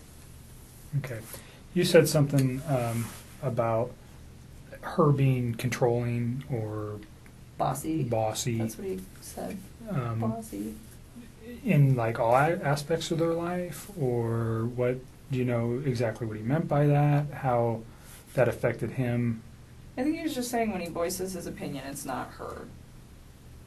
Is the gist of that, which I thought, from what it sounded like from their separation, from them trying to separate, that was a big deal for him, where he was saying that the reason that they don't really get along anymore is because he feels like he's not heard. He Okay. says that he comes home from work and he tries to talk to her and she'll just be like, 1 minute, I'm on the phone. Or she'll like scroll through social media and she like doesn't acknowledge him. And he said that he'd addressed it with her a few times and they're calm. He said they don't really like fight. Like they don't scream and yell. And he said he'd addressed it with her a few times and he said it just fell on deaf ears. He's like, she just seems like she's not interested anymore. And I think it made him sad because, I mean, he was like all about his kids and he seemed like he was trying to be all about her, but it just wasn't reciprocated. And I think at that point he was just like, they just kind of like fell apart. Okay. Just kind of drifted apart. Is that But was that your words or his? what that they Fell apart. those are mine. Okay. Those are mine. He just said that they didn't communicate very well, and it wasn't in a aggressive way. Communicate. It was just the fact that they didn't like communicate at all. They just They didn't talk. they had children, and they was there ever mention that he was trying to resolve or save his marriage for the children's sake? You know, a lot of people talk Yes. about that. Did he Yes. talk about that? I mean, he told me that he believed that the only reason that those two had still been doing it as long as they've been doing it, he told me that her and him have had communication issues for about 6 years, where she just seems really like detached and uninterested in like trying to like build something with him. And he said, and I said, 6 years is a really long time for you guys to not fix that, considering they were married for what, 8? I mean, that's like the majority of their marriage. And he said, sometimes I think we just do it for the kids or something like that. I mean, it's been a long time since I've Sure. seen these conversations, so I don't know like And verbatim, that's but it was we're trying pretty to much just like, get you to remember some yeah, things. like, but he said it wasn't just him though. He was like, I think she does that too. Okay. You know, I mean, and it was like this equal part where they are just kind of like going through the motions, I think. Mhm. And so, like, when he told me that she was cool with like the 50% everything and just like breaking it off and being really civil about it, it kind of made sense to me, because I was like, the way he made this sound, it wasn't, oh, she's this horrible person, or oh, I'm this horrible person. It was, her and I have drifted so far apart that it's kind of a mutual agreement that this is not going to work. So in those 6 years, though, they had 2 children. Yep. And you said earlier you did not know she was pregnant until reading the newspaper. Yep. So that never came up in any conversation. There was no indications that was going on. None. He never hinted to anything like Nothing. that. As far as you knew, he was just leaving her. He had 2 children, and that was the final take on that. Yes. I know why he lied to me. He lied to me because if I'd have known that he had a child on the way, I'd have never wasted my time with him in the first place. Like, none of this would have ever even occurred if he would have just told me the truth. So do you think if he found out that you, if, let's say this week you guys were to go look at some apartments, and this is hypothetical, but you've never found out that his wife was pregnant, would that have changed anything? Like you just said, if I knew his wife was pregnant, I wouldn't be in this picture. So if his wife was not pregnant, and forgive me, but if he takes her out of the picture, you're never going to know that she was pregnant, right? What do you mean takes her out of the picture? If he murdered her, she's out of the picture. You're never going to know if she was pregnant. If he can get away with murder, you're not going to. I got divorced from my wife. You say, do you understand what I'm saying here? If she's gone, but this Don't lead, hypothetically, please. Yeah. Don't lead hypothetically, on. if she, Okay. you understand where I'm going. If Right, you but didn't know, You're leading into Right. questions that are nothing with your, if you didn't know though wait, Nick, that she was there, did you hear what I said? I'm following you. I just want her to answer a question that relates to. She said something that's important. That if he didn't have a child on the way, or if she didn't know that, she would have continued the relationship, right? But he killed his kids. At what point does he think that I'm going to be in a relationship? I'm not talking about the children. I'm just talking specifically about her. If you only knew, if the kids were still here, and he called you and said, "I'm divorced from my wife," and he gets away with this, do you understand what I'm thinking from his aspect? I still wouldn't do it. I still wouldn't do it because I'd be like, where did she go? Okay. Because I'm under the impression that she's a really good mom. Like, he never bashed her momming skills. Like, no, I wouldn't, no. Okay. No. And that, you see where I'm trying to take that? Yes. So you guys never had a conversation about the child, period. I didn't know Okay. at all. All right. And by your words, if you did know, you would have ended the relationship. Well, because it wouldn't have made sense to me that he's like, I'm getting separated. Oh, by the way, I have a baby on the way. It's like, That's 15 weeks. You are a liar. You're just trying to sleep with me. That's what I would have probably interpreted that as, and I'd have just shut that off at work, and that would have been the end of it. Okay. All right. We can move past that. The week that he comes back from North Carolina, you don't remember, somewhere in the first couple weeks of August. Yeah, I think it was the second week, but I don't remember off the top of my head. So we'll just use August as a time frame. Is that fair? Because you know he left in July and he comes back in August. How many times do you think you see him? I saw him a few times. I saw him this past Saturday. I saw him the Wednesday before that. And he wanted to see me more. I was the one who wanted my space. I was like, nope, your kids are home. Go hang out with your kids. And even on Wednesday, I cut it short. Like, he came and hang out with me for a few hours, and then I was like, go chill with your kids. Okay. I was always like, Do really you respectful know of their space. specifically where you guys went? Did you meet at your house? Did you guys go to any restaurants? Did you go to establishments? Where'd you go? Last Wednesday, he came to my house, and this past Saturday, we went to, what's the name of that bar that we used to go to? It's not the same, the Lazy Dog, but it's the one off of 144th and I-25. I think it's 144th, up there. And it's the Lazy Dog? Yes. Did he ever mention a Rockies game that night? No, I don't think so. But the Broncos were playing. Okay. Which we couldn't see because they sat us in really crappy spots, but it's okay because it's preseason. But, So do you recall what time you went there? no. I remember, well, kind of. So he had to get a babysitter that night. Do you know who that was? Somebody who's really young. I remember I asked him who his babysitter was, and he's like, we have two. This girl's only 17, but the other one's out of town. So this girl's going to stay, and she doesn't do overnights. So I got to be back by 10. And I remember her saying that, and him saying that. And I don't know what time he got to my house. It was between, I want to say like 5:30. It might have been 5, but I don't think so. Because I think the babysitter, if I remember correctly, showed up at like 4:30 or something. And he was like, I want to spend time getting my kids acclimated to her, and then I will come. So his children didn't even know her. Oh no, they knew her, but he was saying like he likes to like stay there for a little while. He doesn't just like walk out the door when Okay. they show up. It's like a transitional thing. And so that's why I'm saying I don't know how long it was. I want to say like 5:30, and then he had to be back by 10, so he left at like 9 something to be back by 10. So he probably picks like- you up. What was he driving? No, he didn't pick me up. He came to my house. We drove my truck. Okay. So he gets to your house. You know what he was driving to get to your house? Off the top of my head, I don't remember. I'm pretty sure he usually drives that Lexus, but he doesn't always park it in my complex because the parking, there's not good spaces. So where you guys pick me up at, a lot of times he'll just park out there because there's room. Okay. So that kind of works so that because there's just not a lot of room in my apartment complex. But off the top of my head, I don't know what he was driving. What kind of truck do you drive? I drive a Toyota 4Runner. Okay.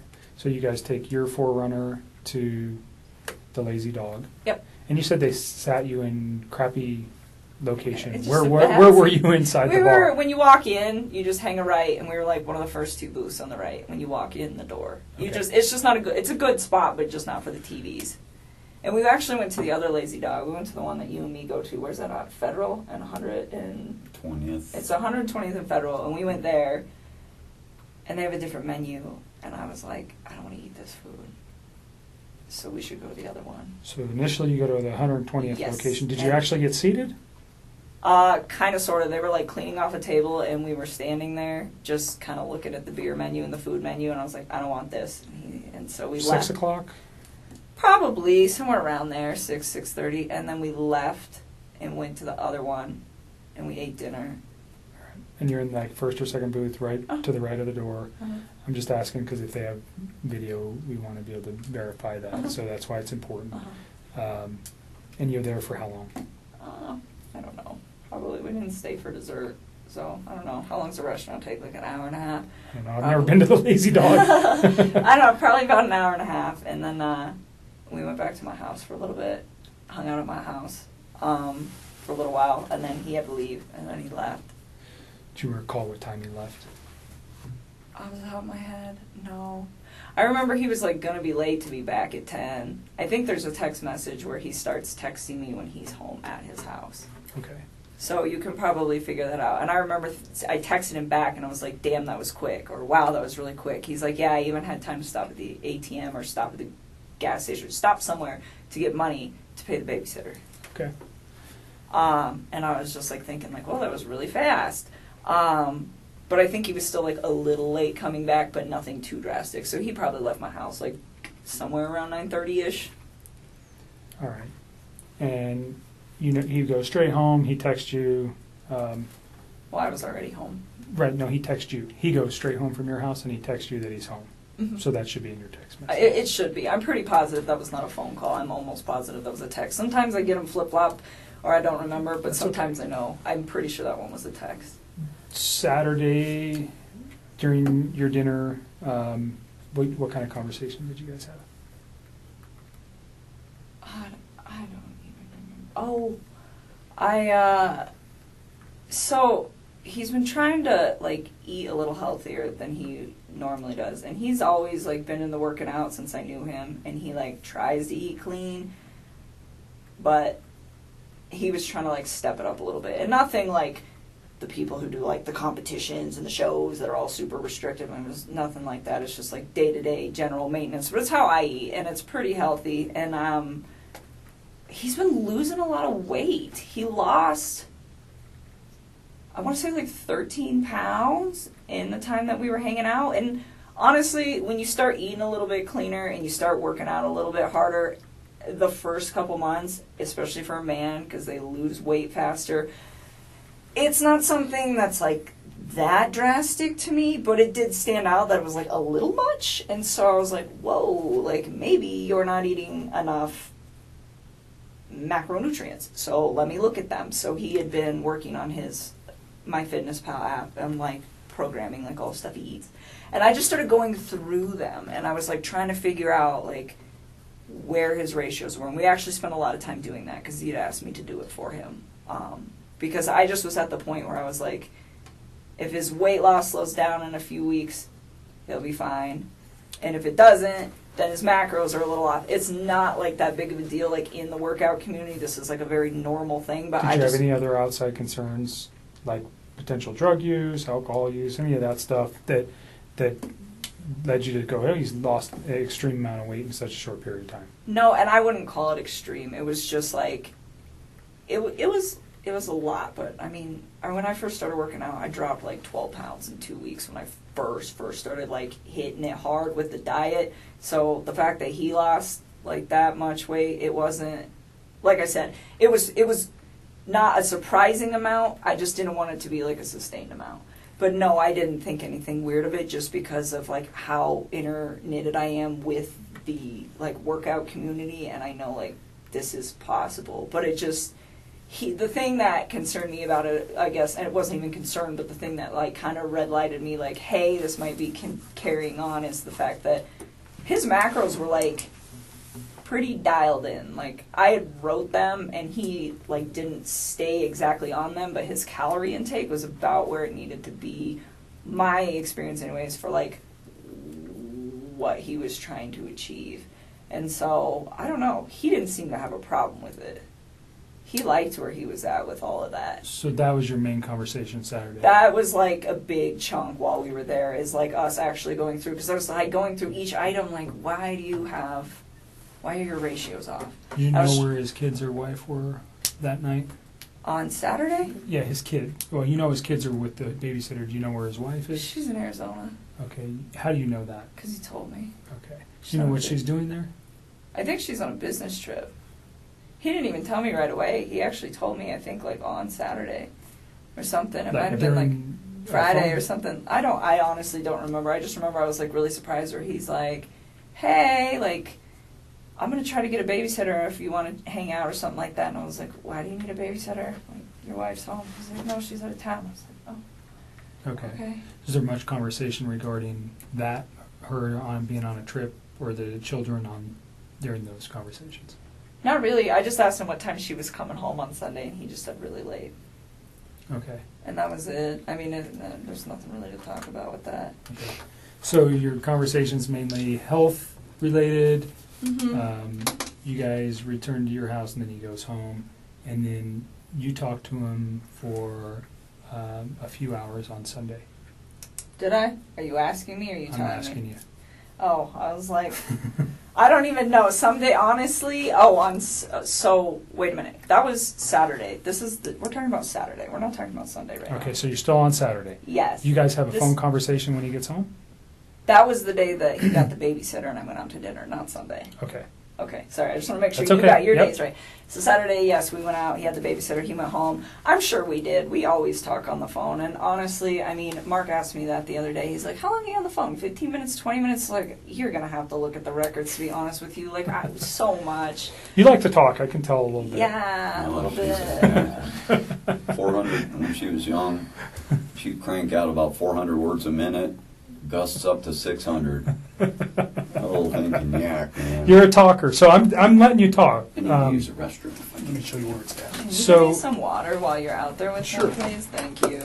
Another bottle? Let's Yeah, at least one. let's move to Sunday. Sunday. Well, let me reverse something. Your conversation with the children, or about the children, was there ever talk about medical concerns with either of the children? Well, I know Cece is allergic to not peanuts, like pine nuts. Pine nuts. So she has a nut allergy. Yes. Did they take meds? Yeah, I know that she had like an EpiPen, but as far as I know, she didn't have any meds. But I never asked. Like, I was just told like she has a pretty severe allergy, and Enough to carry an EpiPen. That's pretty severe. yeah. While we're on this, so when he was in North Carolina, this is all like hearsay now because it's like this is not a conversation. Like, he's telling me this stuff, but who knows exactly what happened. But he went out there to go see his family and her family. And while he was in town, before he went out to North Carolina, I guess his mother had accidentally, like, not exposed her to something with nuts, but had, like, given a product, I think it was like ice cream, to a different kid that could have traces of nuts or something. I don't know. But it was like his daughter was fine, but she was, like, in the range of contamination. And I think his wife was very upset about that. And when he got to North Carolina, he told me that he was supposed to spend like half the time with them, half the time with her family, and that was supposed to be what it was. I don't know.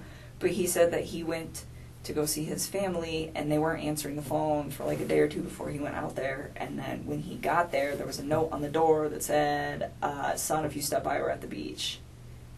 and they ignored him for like most of the time that he was out there. And His own family? yes, his mom, his dad, and What do his you- sister. What's the significance? Do you know why? Yeah, he said, and again, I don't know what is true with this man anymore and what's not, but he told me that, like, leading up to it, I was like, well, why are your folks, like, ignoring you? And I was, like, really concerned about this. Like, every single day he would talk to me when he was out there, and I was like, you talked to your family today? You talked to your family today? Did you talk to your dad? What happened? Did you talk to him? No, I didn't. Or, yeah, I talked to my mom. Well, what'd she say? Are you going to hang out with him? Like, I wanted him to see his people because it's important. Family is an important thing. You know, it just needs to function properly. And, Sure. and so I was like, well, and he was like, well, they're ignoring me. And I was like, what do you think happened? And he's like, I'm not really sure, but I think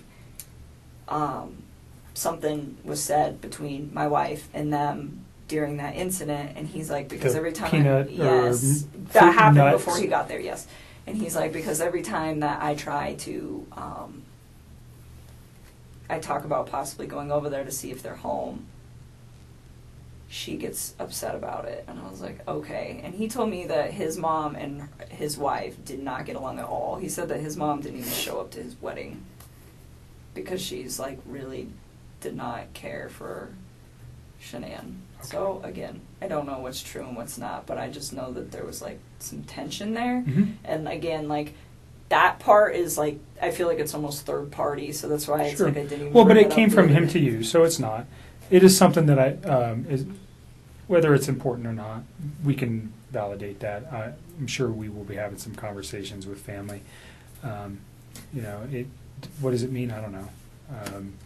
But Yeah, I don't know either, but I just know so like, maybe she, I don't know. well, and then he ended up seeing them on the last like full day that he was there, and they told him supposedly that she had gotten really upset and had screamed and yelled in front of Chris's sister's kids that are very young, and to his mom and to his dad, and said like, you're never going to see Chris again, you're never going to see me, you're never going to see the babies, and just like threatened them, and then like walked off. And I guess that was the incident that happened prior to him coming out there, and then she didn't tell him about it. Mhm. She just like let it go, and then he just spent all week trying to figure out why his family was like Mm. not trying to be involved. Gotcha. So again, I'm not sure. That was like it just feels really third party, so it's hard for me to like talk about because Sure. like, I don't know how That's okay. much validation. So there is in all that. beyond the nut allergy for CC, did you know of any other? Did she take meds that you know of other than carrying an EpiPen? His kids or his wife? No, his children. No. And now, well, if you know anything about his wife's medical conditions, if she had any. No, I've like read in the newspaper they keep saying, oh, she had medical conditions, and I'm like, is that a misprint? Are they talking about CC, or is that just something else I don't know? So you don't know anything about Nope. Shanann having any kind of medical problems? Nope. Okay.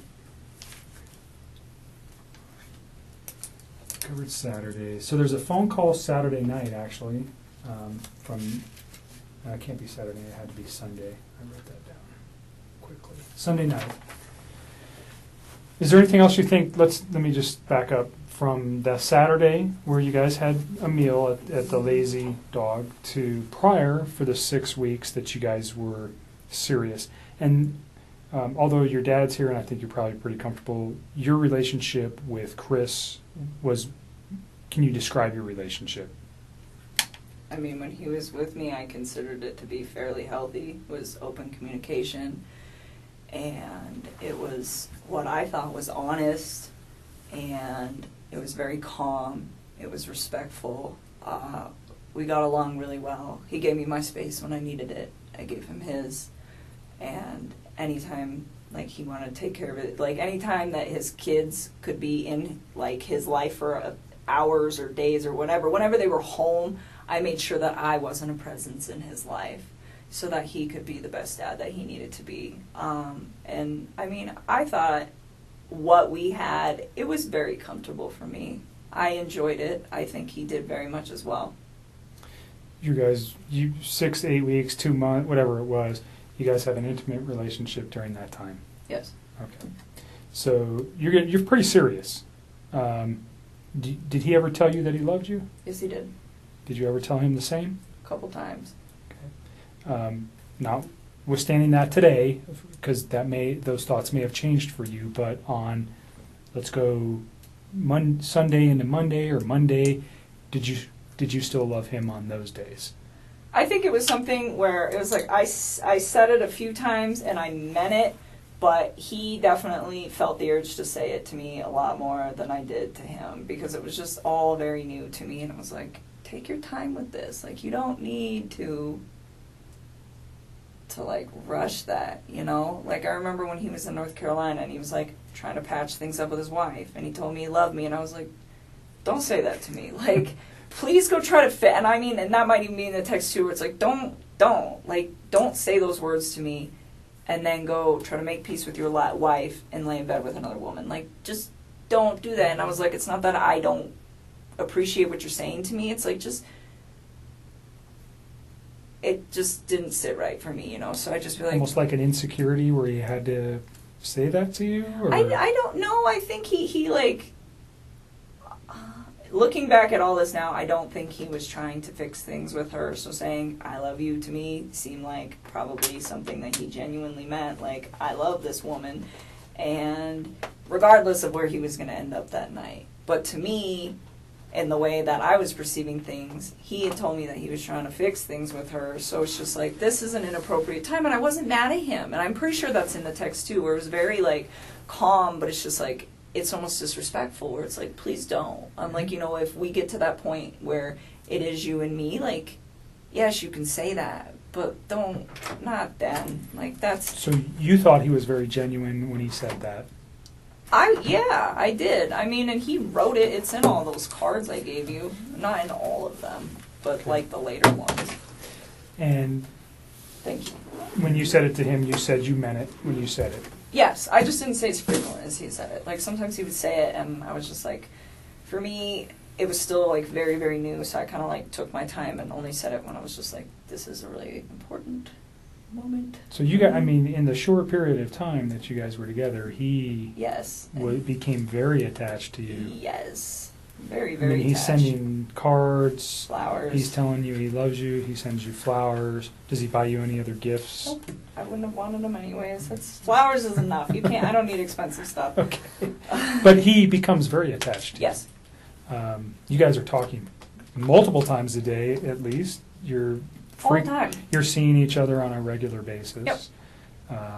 So it's a very, and his wife is not around, nor are his children. So there's a lot of time for you guys to build your relationship in this first four weeks or so. Is that fair? Yeah, and even when she was back, I mean, it was still like we were still spending time together. He was still spending time with his children, and I had my own life. Like, I mean, there was one week where I just like went out of town with my friends for my birthday. I wasn't even around the whole like last few days of June up until the 3rd of July. I was like gone, you know. And then there was another like last weekend. I had a friend impromptu come in town from out of state, and I hosted her for a few days. And it's like I still did my own thing all the time. Like, whether he was there or not, like, if my friends were like, hey, we want to make plans, I would tell him, like, we're not hanging out today because I want to go see my mom or my dad. Did your friends know about him? Nope. Why? Because it's like he's with 2 women right now. They don't need to know about So that. if you had a boyfriend of 4 to 8 weeks on a regular...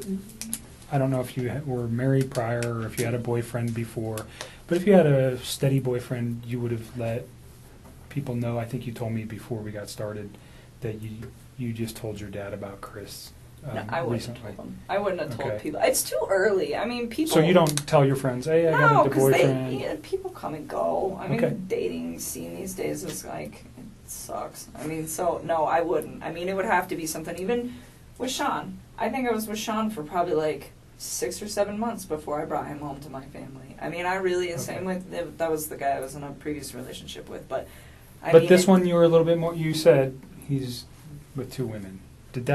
Was that one of your considerations for not telling anybody about him? Yes, well, I mean, it was like, okay, like this, to me it wasn't going to be an extended thing. Like, if it got to the point where we were like dating for like 3 or 4 months and he's still talking about, oh, I'm going to move out, I'm going to sell the house, I think at that point I probably would have just been like, I don't think you're really like doing these things you say you're going to do, and I probably would have just, like, left, because at that point, it's not fair. It wasn't fair to me in the first place. It wasn't fair to her in the first place. It wasn't fair to any of us in the first place. You know, it wasn't fair to his family for him to have an affair. It wasn't fair to me to have him lie to me and make me think that everything is going to plan. And still to this day, I don't even know what's a lie and what's not. I don't even know if they were, like, filing for divorce. I don't know if they were putting the house up. I don't even know anymore what is real and what is not. But what I do know is it's just like, you know, that wasn't fair to me either, because if I'd have known not even all the truth, but, like, obviously some of it, I wouldn't have even engaged in any of this in the first place. And it just, I mean, and that's the part for me, just like on my personal level, outside of everything that is happening, that is gonna affect me long term. It's like, you know, I'm gonna wake up every day and know that, like, this mom and her unborn child and these 2 little girls are not around anymore, and it breaks my heart. It is so, oh my God. And then I have to think about, like, the consequences of his actions and how they affect everybody else. Like, all of these, her family's impacted. My name is about to be, like, slandered for probably a while. I don't know how long it's going to take to heal, but I would not be surprised if it's going to be hard to go out in public sometimes for a couple of years. And that really hurts me. I'm just like, this is a horrible, horrible thing. Like, how dare you, you know? And people aren't going to understand that. You know, they're going to say, oh, you know, you're the woman that had an affair with this man who took out his whole family. And I take a step back and it's just like, I didn't know. Like,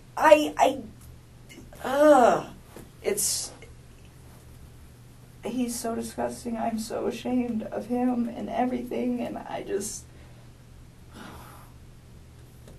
oh, those little girls. They're so little. We talked a little bit earlier about getting some help for these things, and we can provide that Okay. at really no cost through the state. One more we just want to make sure there's resolution. Absolutely. That's why we come to you guys to pound it down Hey, until there's I'm nothing left. sorry that you're talking again today. I really am. I don't want to put you through any more trauma than you've already been through. There is reasons for everything that we're doing today and what occurred. And I'm sorry. I genuinely am sorry. These are not things that we like to do twice. It's the same thing with other types of victims from other crimes. We want to do it once and we want to be done. Unfortunately, we didn't know yesterday what we know today, and that's why we're here, because we need this video. And I am sorry, because I know it's hard to talk about it. But it's so sad, and she's pregnant. And you know, on our end, we God, didn't. and they're so cute. They're so little. Like, why? Why? How? I don't even understand how you could, like, bring yourself to do that to somebody who's, like, that big.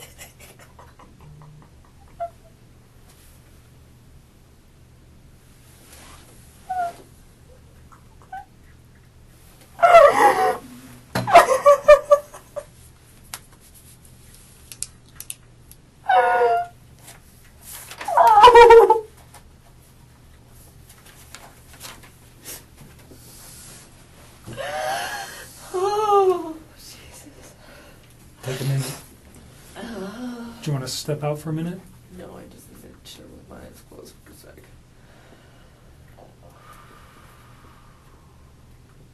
I still cannot believe this is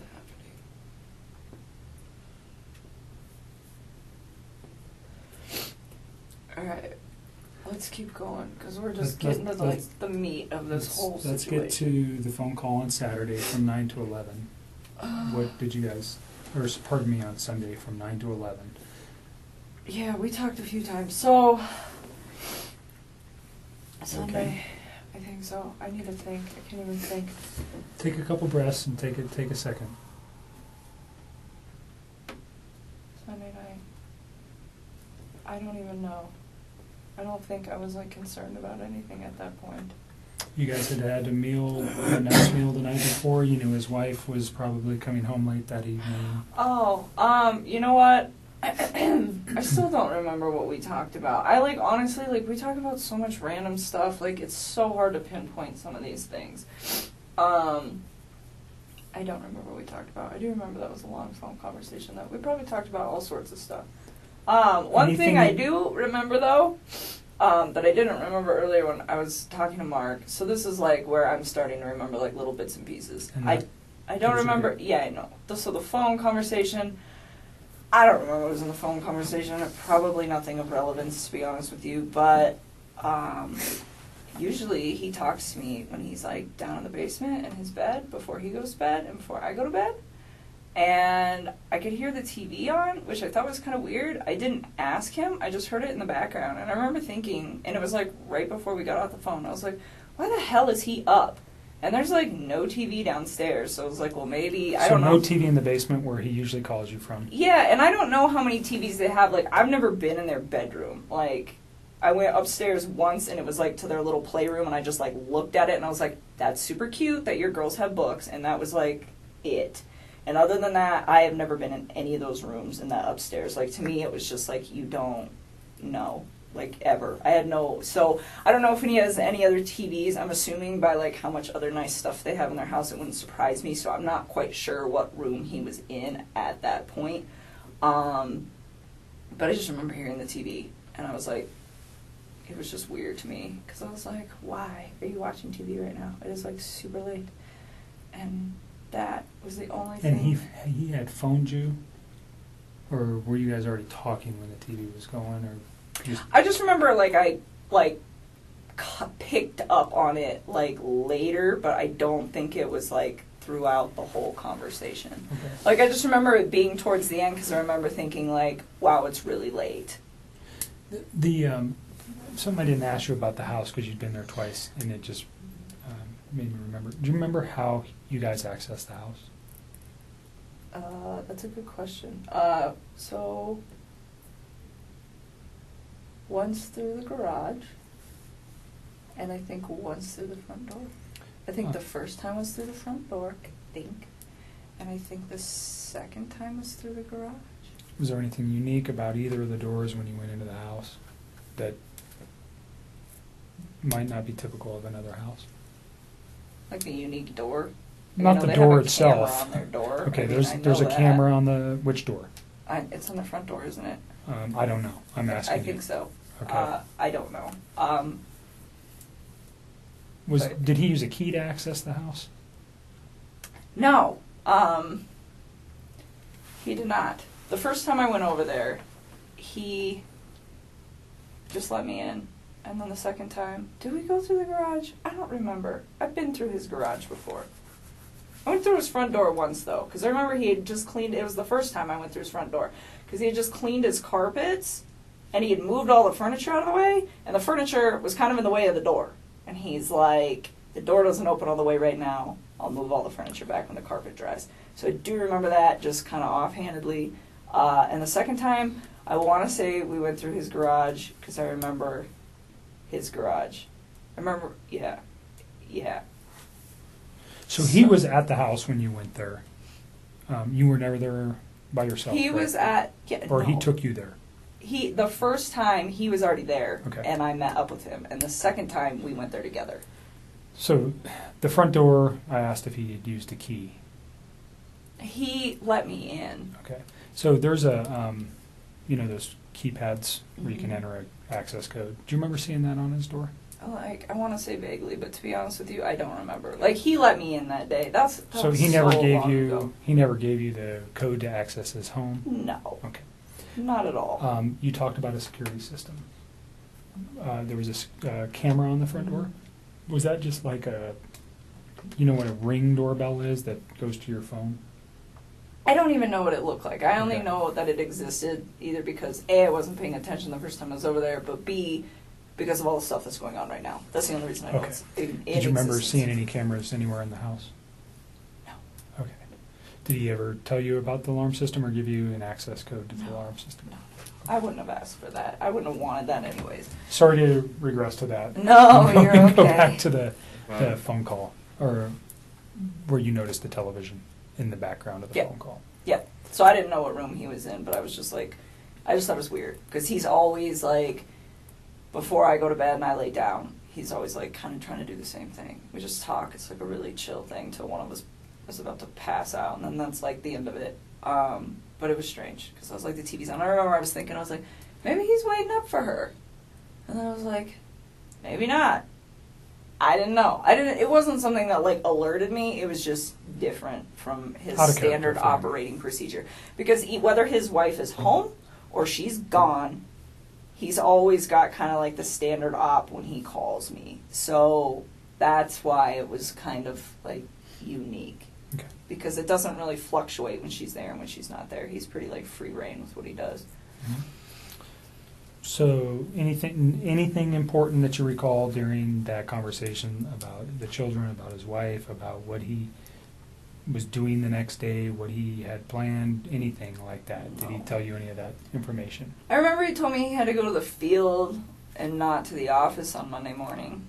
Okay. Did he specifically say where he needed to go on Monday morning? No, I don't ask him for those sites. There's like, Anadarko's got like thousands of sites. If he were to tell me, I wouldn't even They're know. just like random numbers and stuff, right? Well, he told me, he said, I got to go to a site. I got to go check out like a valve or something where they think that they had a release. Something like that. Did he mention the town or anywhere? No. He just told me that that's what he had to go do. He's Okay. like, he was like, I won't see you in the office in the morning. Because I see him, but I don't actually like talk to him. Like I will go in the cafeteria, I will put my lunch in the fridge, and him and his whole team are sitting in there, and I don't talk to any of them. I just walk out. But anyways, yeah, he's like, so I won't see you, I'm going to the field, which is not an uncommon thing for the ops guys to like just go straight to the field. Like it happens. Like typically they go to the office, I would say like 3 or 4 days a week, but there are days where him and his other team members are not there. Or like I'll get in there and some days the cafeteria is packed and they're all there. Okay. And other days I get in there and there's only like 3 or 4 of them. So it didn't cause you any concern that he said, No. I'm going to the field on Monday, I won't see you. That wasn't... No. That's happened before. Yeah, I mean, Okay. It wasn't something, and it's not just him, it's like that whole team. Like, you can just tell when they've got, like, a lot going on, because I'll walk in and there'll be, like, 2 of them, as opposed to, like, 6 or 7. Do you know what he did Sunday during the day? I don't even know what I did on Sunday during the day. I am so tired. Let me just think about this. Daniel came over Friday, I hung out with him Saturday, and then Sunday... When did Jim come in? Monday. Huh. Jim got here Monday. What did I do on Sunday? I am like drawing a blank. I'm really tired. I don't know. Can I get back to you on that? Did you guys have any conversations on Saturday night during your meal, what he might be doing on Sunday? I'm sure we did. I don't know why I'm drawing a blank because I haven't slept. If I say that he may have done something with his children, would that refresh yes. your memory? He went to a birthday party. Okay. Did you know whose house he was going to? Nope. But I know that they had a water balloon fight. Okay. He had one, or his children? His children did. Okay. He said he used to get really into it. He said he got like really interactive with his kids. He's like, some of the adults don't really spend a lot of time playing with the kids, but We I went always to do. the museum on what day, Saturday or Sunday? Sunday. Okay. That's right. So Okay. that's what I was like, was I hanging out with you? God. Very memorable event, huh? Me and him and my stepmother and my wife. sister went to the museum. And What that's museum? right, the Denver Museum of Nature and Science. And they went to brunch prior to that, and I skipped brunch, and I went to the gym. You shouldn't have. It was good. I had to do core day. That was the last time I worked out, actually. That's so what we did Sunday. Okay. Yeah, so core day, and then we went to the museum, and then... When did he tell you about the water balloon fight on Sunday evening during your conversation on the phone? I think so. Okay. So think you don't so. know whose house he went to on Sunday, No. but you knew it was for a child's birthday? Yeah, and he had told me about that in advance, really, so I don't know if it was Saturday that he had told me that he was going to go to that birthday, or like Friday. I just remember he was like, I gotta go to this birthday party Okay. with my kids. Any other conversation that makes sense? I mean, honestly, at this point, I'm really tired, so I know there are certain things that I need to tell you guys that we'll get to as these days progress. Yep. But in all honesty, if it doesn't stand out to me now, Today? it probably That's fine. wasn't relevant. What about that 9 o'clock thing you were telling me on Monday? Oh, that he told me? Oh yeah, well we'll get there. We'll get there. We're still on Sunday. So we're on night. Sunday. We're gonna get to, literally- we're gonna I know, get to this is gonna be a long we're gonna night. get there to Monday. We're getting there. So Sunday night or Sunday during the day, you had your own personal stuff going on with your family. You never see him on Sunday. Is that accurate? No, I didn't see him. What did I do the rest of the day? I came home. I think I might have just chilled at my house. I don't remember. I think I cleaned my house. I don't know. I didn't see him though. Okay. And Yeah, Saturday was the last time I saw him. Okay. Sunday, you're at home. You talk to him. We know you have a conversation in the late evening hours, and then you go to sleep on Sunday night. When's the next time you talk with Chris? Probably Monday morning. Do you know what time? No, I mean, so we used to like randomly text each other like throughout the day, but we both get really busy. So some days like I don't hear a lot from him, and some days I don't text him until like 2:00 in the afternoon because I'm just like busy. And I remember I didn't hear a lot from him that day, which was like that's not out of the normal for either one of us during the day. But at one point, I do remember he like texted me and he's like, "Oh, it's been a really busy day," and then like said some other stuff, which I'm sure you will find in my text. What he said, I don't know. It wasn't obviously anything that was like alerting to me. That's what I'm saying. Like at this point, like I remember really key things, but if it's like a conversation that I'm like, I don't remember exactly what was discussed, it's because it was probably just bullshit, like just talking to each other. Yeah. Small talk stuff. Yeah. But I remember he was busy that day, and we didn't talk that much. And then I clocked out at 3 is what my time card says. That's what I was showing Mark the other day. And I got home to go meet my buddy. One of my good friends was coming over to my house. And he actually has a key to my house, so he was actually there when I got there. And who's that? My friend Jim. And so Jim came over, and I got home. He was there. He had like just walked in the door, and I remember like briefly after he got there, I checked my texts. I mean, briefly after I met up with Jim, I like glanced at my texts, and Chris said something about like my family's not home, or like my wife and kids aren't home, like something to that effect. And I told Mark, because he asked me for a time, and I don't have an exact time, but I remember it was like right after I walked. That was a text message, though. Yeah, it's in a text, and it's like it was like briefly after I walked in the door. So based off how long it takes me to get home from work and when I clocked out, it's probably about 3:45 p.m. Texts me and tells me that, and like he knows when I get off of work too, so he doesn't always bug me if I'm busy. So I don't know what's up with that, but that's when he sends that to me. And so you're saying that he would have known that you would have had your phone available to you and not been at work when he sent you that text message. Yes, that's what I'm trying to say. So looking back at it, you think it was purposefully sent at that time? Oh, I'm sure. I'm just asking your feeling on that. Yes, and then he said, "Call me when you can," and I was. There was like, no other communication between you and him that morning on Monday morning. Well, there was, but it was like random. But nothing about this event. No. About like my wife's missing or No. Anything. Nothing. Okay. Nothing.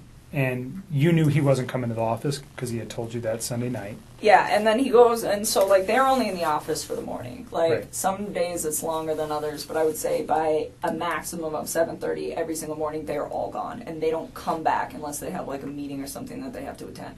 So like not seeing him for the rest of the day is not like an unnormal thing. Okay. But like I'm saying, like we don't really. The only reason we interact was kind of like by an off chance thing. Like I don't work with him. Mm-hmm. So he, we talked like randomly throughout the day, but it was really sporadic, and he seemed pretty busy, so we didn't talk too much. Like I said, didn't put too much thought into it. It happens all the time. waited till about 3:45, then sent that text to me. And yes, he does know that I will be home at that point. Or getting home. Did you give Mark Jim's information? No, I would really not like to involve him in this. Okay. He does not know about this. He was not, he doesn't know any of this is occurring. Okay. I was So literally he knows, certainly through the media, that something's occurred. Yeah, he's with Chris. out of town. He's probably has Okay. no idea. He doesn't know Okay. who Chris is. He's not, I do not know. So he's just a friend of yours Yes. that He does not need was to be coming dragged to your into this. apartment and doesn't know anything about Chris. Does he know anything about No, Chris? Okay. nothing. Absolutely And not. we've known Jim for Yeah. years and years. You're not dating him or anything like that? It's No, just a he's friend. one of my very good friends. My dad knows him. He's a great guy. He works out of state a lot, so when he's in town, we hang out. But when he's in town and he's off of work, to save time, so I give him a key to my house, one, because I trust him and he's one of my best friends, and two, because sometimes he will just meet me there, because I'll be like, hey, I'm getting off of work, and then if I get stuck in traffic or something, he ends up sitting outside of my apartment waiting for me to get off of work. So I'm like, here's a key, and my dog loves him and stuff. So no, he's not. So he's just a involved family with it. friend. Yes, I don't even The only want reason him I dragged ask, into this. and I'm not really concerned about your location. I think we already have your cell phone records. At some point, did Mark ask you to supply? Did they ask for consent to get cell phone records? That'll probably be done by warrant. If we Isn't wanted, that what you just did? nope. What I'm talking about is your movement Oh. by GPS or by cell phone tower to show where you were. Obviously, and I don't want to cause you concern, we want to know where you were that day too. You're dating a man who did some egregious stuff, and we want to show that you were never near him that day. Period. I mean, you guys So- can track my No, stuff. yeah, I mean that was something we will have to get a warrant for, anyways. I'm just saying, if we asked for it, would you have any Yeah, objections to that? No, you can have Right. it. So, I'm a pretty boring person. I well, don't it sounds go like too you many just went to places. work that day, and then you came home and you were there at 3:45. Yeah, on give or Monday. take 5 Yeah, minutes. whatever. But yeah, so 3:45. I meet Jim there. Yeah, I would And totally so re- Jim is understand from an investigative point, he could be a person who could say, yeah, I was there at 3:45. He doesn't know Chris. He doesn't know anything. He could say with one phone call, yeah, she came in at 3:45, done.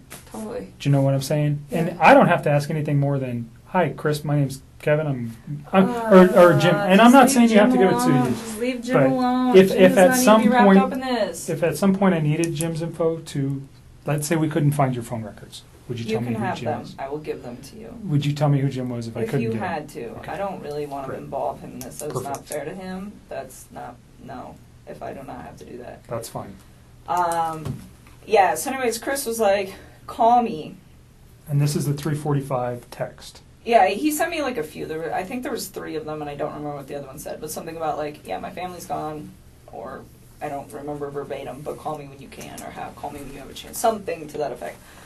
And so when he told me call me, I was kind of alerted, where I was like, okay, what's going on, you know? But first when he told me his family was not home, that didn't really seem odd to me that his family wasn't home. It was really vague. I'm like, okay, are they at the grocery store? Elaborate. And so, and then, but he says, call me it's an emergency, but then just says that they're not there. And so I'm really floored by that. Well, not floored, but just kind of he says, call me, so I'm concerned. And then he's really vague, so I'm like, maybe he just wants to talk to me? I don't know. I think it took me a little while to really process the severity of the situation, just because this is not something that you expect to see every day, and the way that he talked to me made me believe that this is not what was going on at all. Okay, so you make a phone call to him and you guys have a conversation. I did. I stepped outside. This is 3:45. Ish. I mean, well, I think I actually interacted with Jim for probably a good 15 or 20 minutes. I mean, he's my guest. He's in my house. So I don't think I called him right away, but I mean, I'm trying to balance the fact that I have my friend here, and then Chris is saying that something needs to be addressed. But to me, it didn't sound like an emergency. I mean, it's all the time. People aren't home right now. So it just, it wasn't like, oh my God, I have to take this call. It didn't it's an register as emergency. being critical. No. I mean, it was the way he said it. And I was like, okay. So I remember hanging out with Jim for a while, and then I stepped outside, and I made a call, like, out on my back patio. And I called him, and he didn't answer the phone. And then he texted me back. Oh, no. Did he answer the phone? I don't remember. I think he missed my call, and then he called me back. Or he just answered. Either way, it was a very short talk to him where he was just like, I have to go.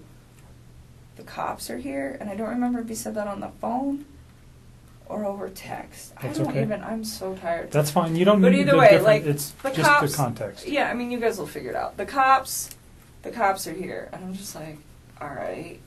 And then I remember we were we were texting, but I was like hanging out with my company, so it wasn't like a nonstop text. It was just kind of like I would check my phone every once in a while, and we would communicate with each other.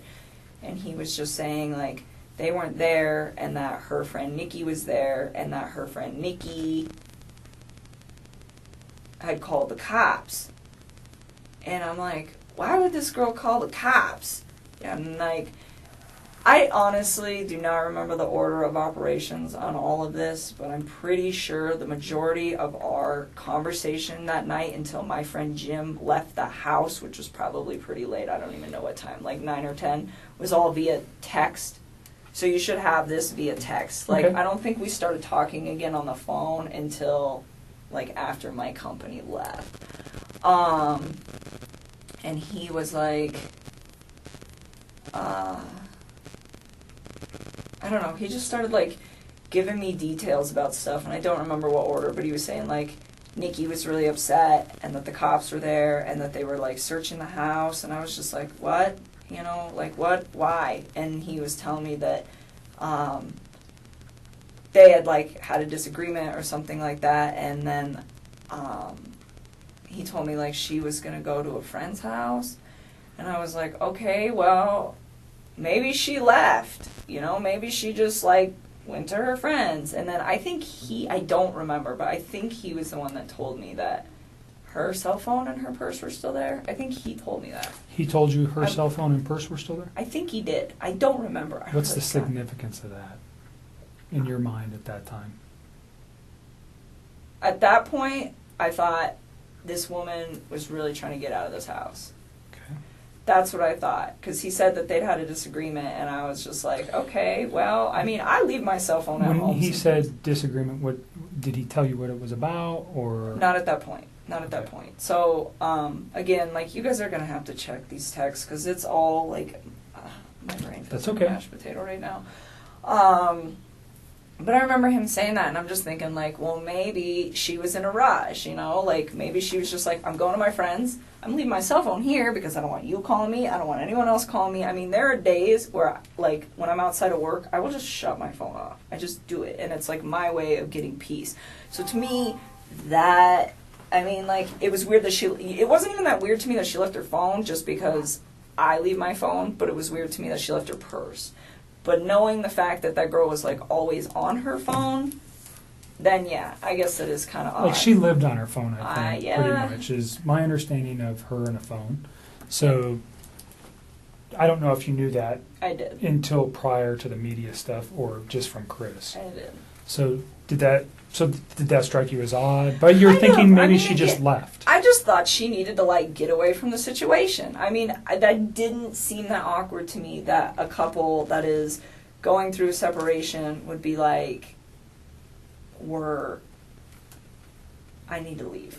I just need some space. Like, it didn't even, like, process. I was like, okay, like, give her some space, you know? And on that note, too, when he was in, we're going to jump back for just a second. It's okay. I had a thought. So when he was coming back from North Carolina, that was when he officially told me we're going to get a divorce and we're going to put the house up for sale. Like, he told me they were separating and they were, like, going to put the house up for sale, but they hadn't done it yet. And then when he got back from North Carolina, that was when he was like, it was like a sealed deal. Okay. And the reason that is of significance is because at some point over the weekend, I don't remember when, he told me that they were putting the house up. I don't know if it was they were putting it up on Monday, like the day they went missing, or if it was that they were calling the realtor to verify some stuff so they could put it up that week. Like I don't quite remember. I just remember like the house was supposed to be like on the market like that week.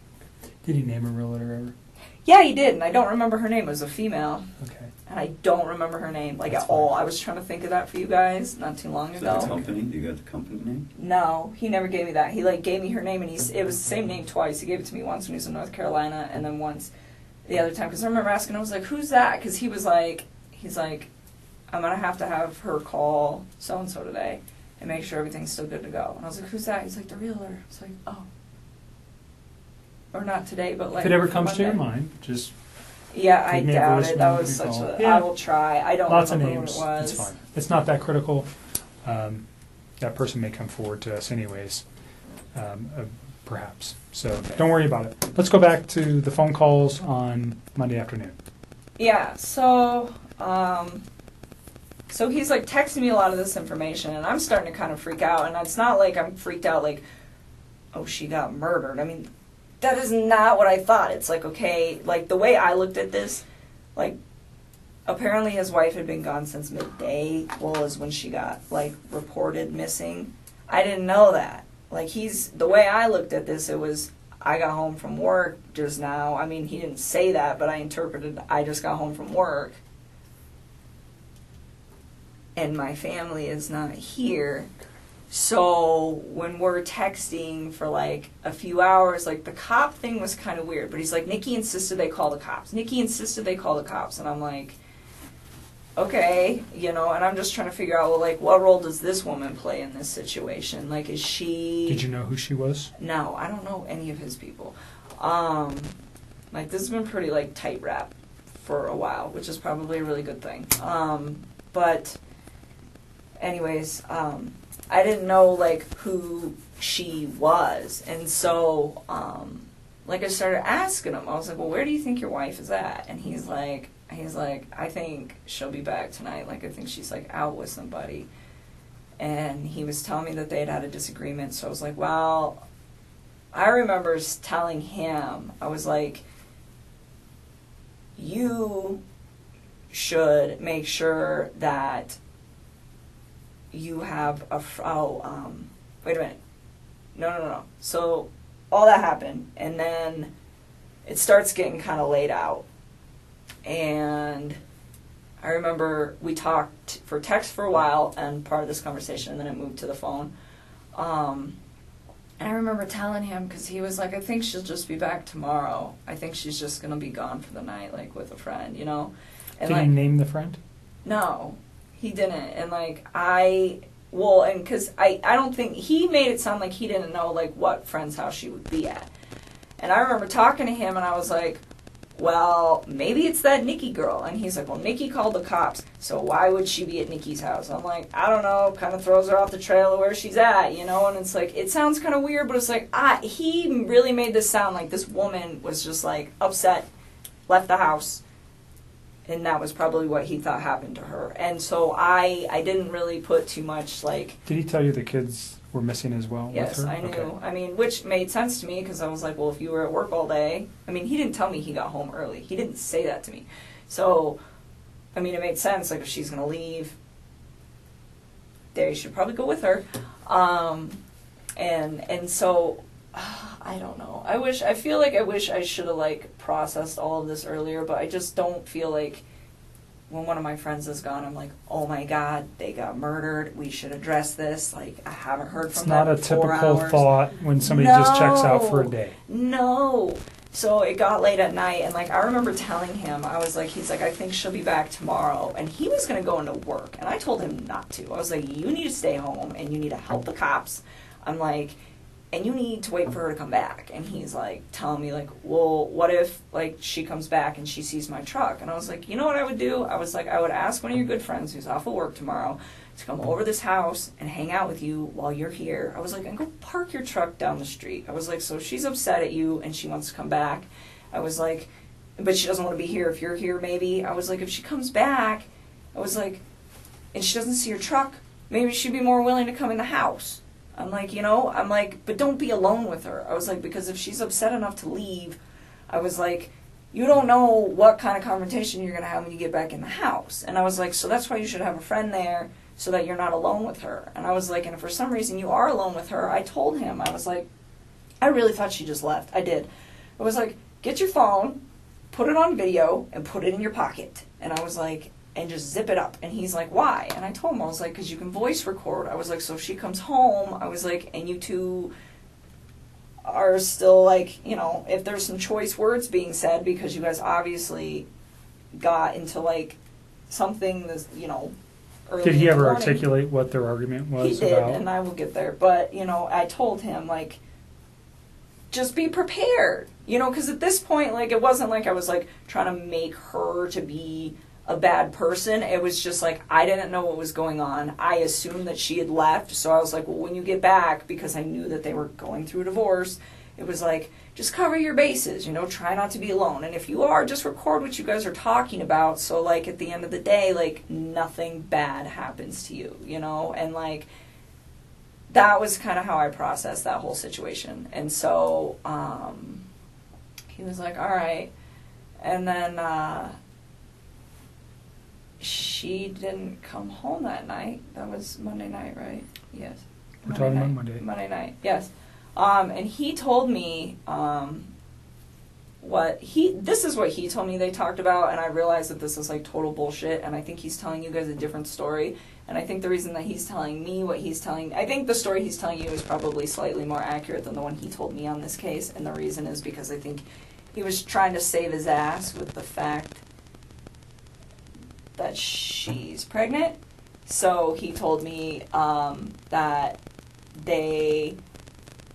she had asked him to wake her up before he left for work on Monday morning.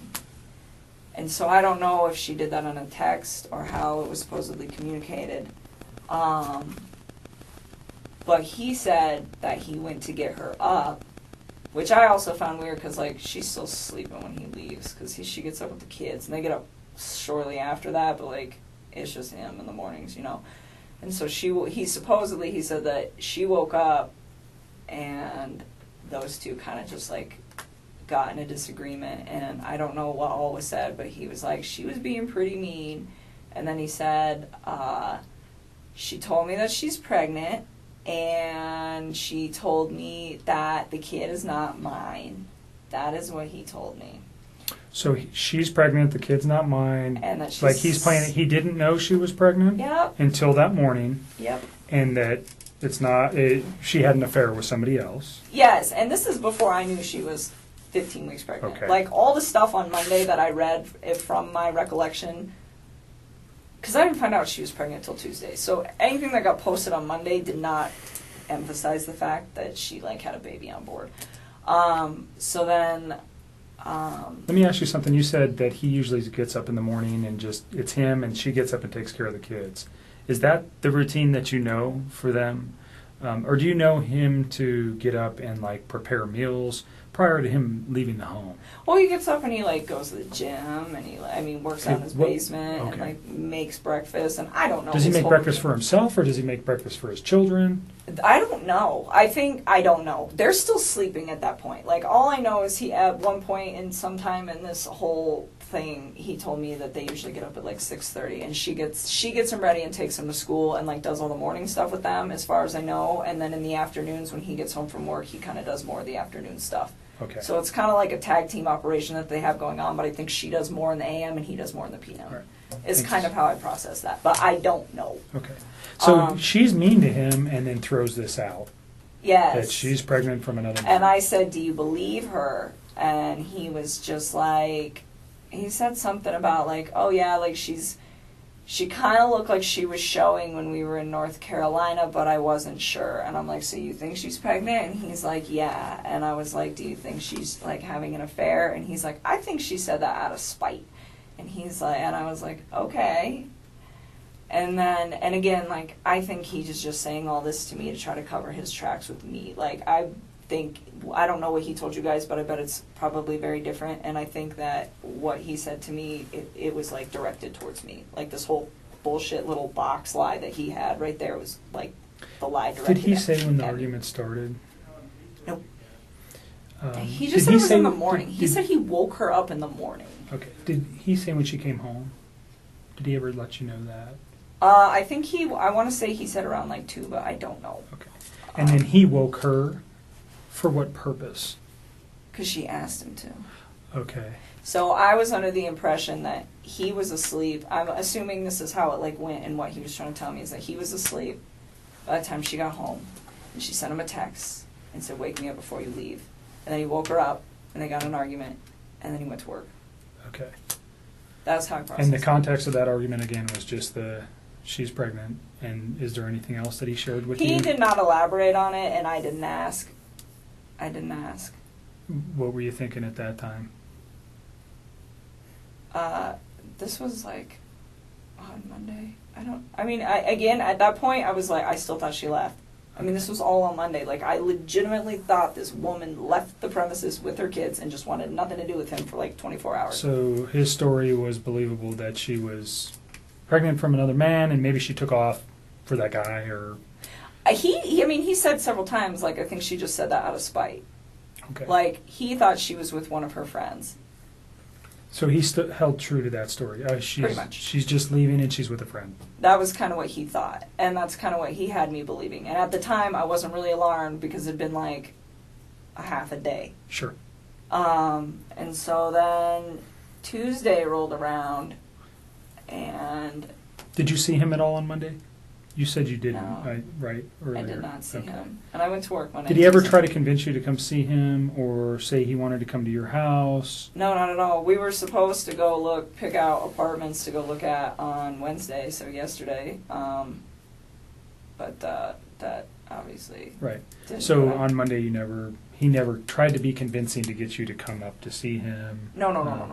Nothing. Not that I'm aware of. I don't think so, because my buddy Jim was over Monday and Tuesday, and he knew Jim was over Monday and Tuesday, and that's why we were going to hang out on Wednesday. Okay. So no, he didn't ask me. So Tuesday rolled around, and she still wasn't around, and this is when I started getting kind of sick. Like, my friend Jim was sick on Monday when he came up, and I don't know. I just started feeling like crap as it was, and then I was just kind of having a hard time focusing and like thinking about what was going on. And I'd asked him a few times. I'm like, "Where's your family, Chris? Like, where's your family?" You know, and he would tell me like, "Oh, I don't know," or "I want them home." Like, I asked like several times, so I think I got different responses, but each time like he didn't know where they were. You know, and I'm like, "She's still not home," and he's like, "No." And I had also asked him to like. He said he had a friend, Dave, that was a cop, which I also find convenient that there's another Dave working this case who's a cop. But I was like, well, Dave's off. Why don't you just have him like post up outside your house too and see if she shows up? You know, and he told me on Tuesday morning, he was like, I called Dave and asked him to sit outside my house, and he's going to do it. And he's like, and then my friend Nick is coming over later on this afternoon. And I was like, okay. Did you ever hear Nick's name before? I've actually heard that name a few times, like, Okay. around him. Like, there's certain... I never heard Dave before. Dave was new, but I've heard the name Nick a lot, so I don't know if that's, like, real or what, but if I was to guess, like, friends that he, like, legitimately has, I would assume that he was one of them. But, yeah, because I know he's told me before, like, when we first started hanging out, that Nick lived kind of in the area, and he's like, he actually goes...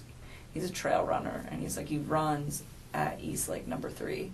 So he lives in your area? Kind of. Okay. And I remember him saying that to me once. He's like, you know that park that we like hung out at? I was like, yeah. He's like, my buddy runs over there. We should not go to that park anymore. And I was like, okay. That's cool. And anyways, where were we at? Tuesday morning. Tuesday morning. We're almost done.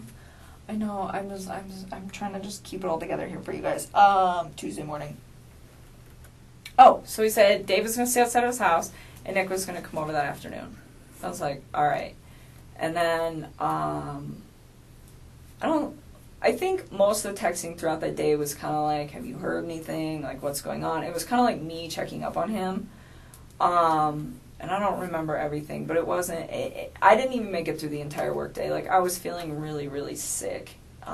like in general. And then I decided on my lunch break to get on the internet and look at what was going on with all the reports, and I saw a report that was like this woman who's 15 weeks pregnant and her 2 daughters are missing, and I was like, whoa, what? And I was just like so floored, and I read a couple other articles just to make sure that, you know, all the newspapers are, and like just double check, like, am I really reading this right? And I'm like, okay. And he had told me previously, like, she says she's pregnant with another man's kid, but he'd said like he could kind of tell in North Carolina, but that girl is like obviously pregnant. I mean, in her photos. I mean, 15 weeks, that's like 4 months. That's pretty far along.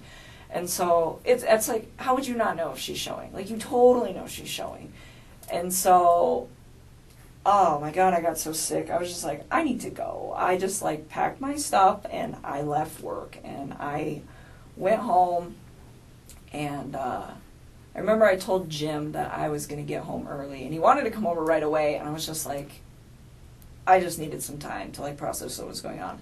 But I did tell him, I was like, you can come over earlier than you did yesterday, because he didn't want to wait in traffic. That was the thing. He's like, save me some time. So I don't remember what time he got there. I probably still have that text because I don't have any reason to delete those. But he came over a little early, but I did have like a gap of time in there. I don't know how long it was. I bet it was like from the time I got home to the time Jim got there, but it was probably like, I don't know, hour and a half maybe, somewhere around there.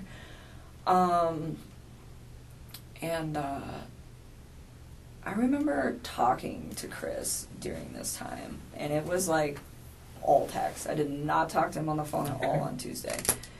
And I was pretty upset, where I was just like, you know, I was going back and forth like, where's your family, this and this and this, but I'm like, she's pregnant, you know, and this and this, and he's like, the baby's not mine, and I'm just like, you told me yesterday that you think that when she said that she cheated on you, she did it out of spite. And he was like, yeah. And I'm like, so then it's your kid. And he kept denying it. And then, like, he started, like, kind of worrying about us. He'd just be like, well, does this ruin everything with us, this and this and this? And I'm like, no. I'm like just trying to, like, his situation is so much more important right now than, like, our situation. But his main concern is you and him. Kind of, sort of. I mean, and I keep, like, asking him, like, I'm like, and I told him numerous times, which is also in the text that you guys will pull, where I'm just like, you need to focus on finding your kids and your wife right now. And I was like, and you need to focus on finding all 3 of your kids. And I, like, kept, like, emphasizing to him, like, he had 3 kids, you know? And, like, I wasn't even, like, mad about it. I was just like, you need to find your family. Did he ever go look for them that you know of? I don't know. I don't think so. That, like, doesn't even, like, ring a bell to me, so I don't think so. Okay. But, oh, and I forgot something else that's really important. I will add it in there, too, but let me just finish this thought. So then, Tuesday, what were we talking about? Oh, yeah. So I kept telling him, I was like, Chris, I know it's yours. It's okay. I was like, go find your family, you know? And it's like, was I hurt? Yes. But at the time I realized, like, his situation with what he had going on was, like, way more important than, like, our situation. And so that's why I was just like I confronted him about it, and then I was like, you need to go find them, and, like, we talked about it for a little while, and then I was just like, I don't remember exactly how it went, but something along the lines where I was like, why can't you just be honest with me? I was like, stop lying to me. Like, stop lying. Did you have an inclination? You've talked to this man a lot, and during this Tuesday, Wednesday conversation, did you feel like he was bullshitting you? A little bit, kind of, yeah. I mean, because he was like, not Monday. Monday I did not. But Tuesday, yeah, that's when it all started to click. I was like, oh my goodness, because he was like, well, like, he just didn't seem as, like, concerned as he should be, and he was, like, super worried about shit with us, and I'm just like... So concerned about his family and overly concerned about your relationship. Yes. Okay. And I kept like trying to put it on the back burner. And shame on me for bringing it up in the first place. I was just really taken back. Like, wait a minute. She's 15 weeks. Like, how would you not notice that? Like, I was just like, I was confused. And I was also like, is he lying to me? And I kind of wanted to know because I realized that like there's a situation at hand here. And I'm just like, what is going on? You know, and for part of it, it wasn't even like me trying to find out because I'm upset. It was almost like me trying to find out because I'm like, is there something else I'm missing here? Like, I felt like there was like pieces to this puzzle that I didn't know existed that were like not in place, and it was strange. And so, anyways, I told him, I was like, be honest with me. I was like, don't lie. And I don't remember exactly how it went, but I was like trying to emphasize, like, stop bullshitting me. So he told me the truth. And he told me it was his, and then he knew about it. Okay. I was like, okay. And then he asked me again, like, did that ruin everything? And I was like, no, it didn't. And in the back of my head, it's like, yeah, I'm done. I'm not dealing with that. Don't lie to me. But his situation is so critical right now that's like, I'm not going to like ruffle his mental feathers because they're already like really ruffled because of the situation. So like out of respect for his mental health, I just like dropped it. And I just kept telling him like, we're okay, we're okay, we're okay. But how many times do you think he asked you during these phone calls? Oh, it wasn't phone call. This was text. Pardon me. Text Tuesday. Text Tuesday. How many times do you think he brought up your relationship and if you guys were okay? Probably like 2 or 3 times. And how many times did he bring up concern for his children or his wife? I think he brought it up a lot too. I mean, he kept telling me that he was like worried about them. Okay. I mean, it happened. It wasn't like he was just like spaced out. I mean, he was definitely showing that too. I was just surprised that he was like also showing it for me, because at that moment, if I had some crazy stuff going on with somebody in my family, I would be putting all my relationship stuff on hold. Like, look, like, baby, I got to deal with this. Someone in my family is missing. When I find them, we will talk. And that would just be it. But that's just me. I mean, that's how I would address the situation. And that's kind of how I've been like gauging how I handled Monday, Tuesday, and Wednesday is like, what would I have done? Sure. You know, and kind of like, that's why like I didn't contact you guys on Monday, because I probably wouldn't have done that for one of my friends. And not that I'm cold-hearted, it's just like, it just, that's just not how me and my friends work. So it didn't, you know. So there's extenuating circumstances that you wouldn't have known that caused her friends to be concerned. Mm-hmm. Just so you know. There's nothing wrong with you for not going, oh, something's wrong, and calling the police. The people that provided the information to the police initially had way more information about her than you do.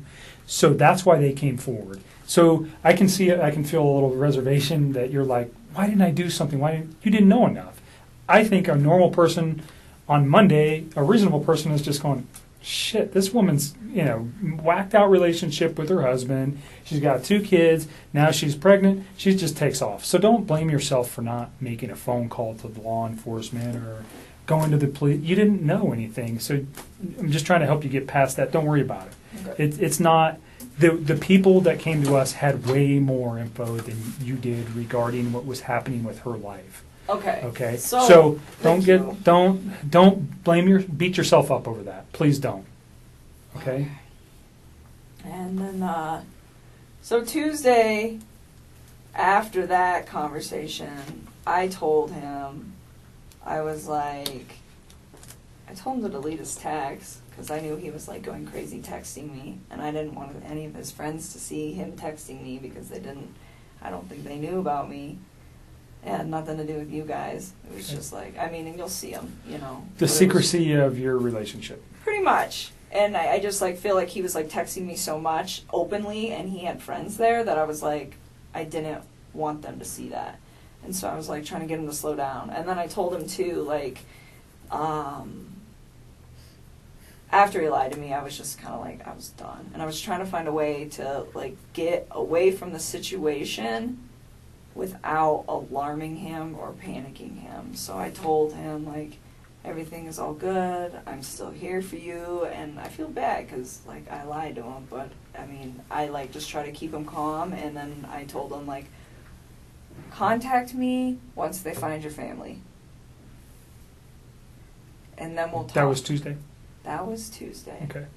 And he sent me a text back saying something along the lines of, like, what did he say? Something like, please just think of and like I kept telling him I was scared. I was really freaking scared. In fact, that's another thing I'm missing. I'm so tired. Monday night, like, I called him back in the middle of the night because I could not sleep. I could not sleep at all. And I remember when I called him, he sounded like he was sleeping. And I was like, how the hell can you sleep right now?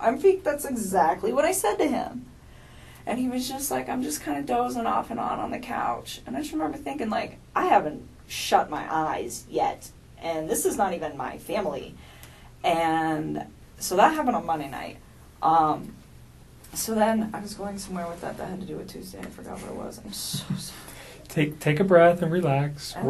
We're almost to Wednesday, and then we're out of here. Yeah. So then, So then once he lied to me, I just really trying to like push him away, and he was like, just don't forget like the person that you knew me to be when you were with me, or something like that, and like. Was that strange? It just kind of sounded almost like a farewell, and like I didn't think it was too weird because I was like, I think he realizes that I'm really upset that he lied to me, and I think he's aware of the fact that I'm probably about to walk away from him. So I think that was like his way of like saying goodbye.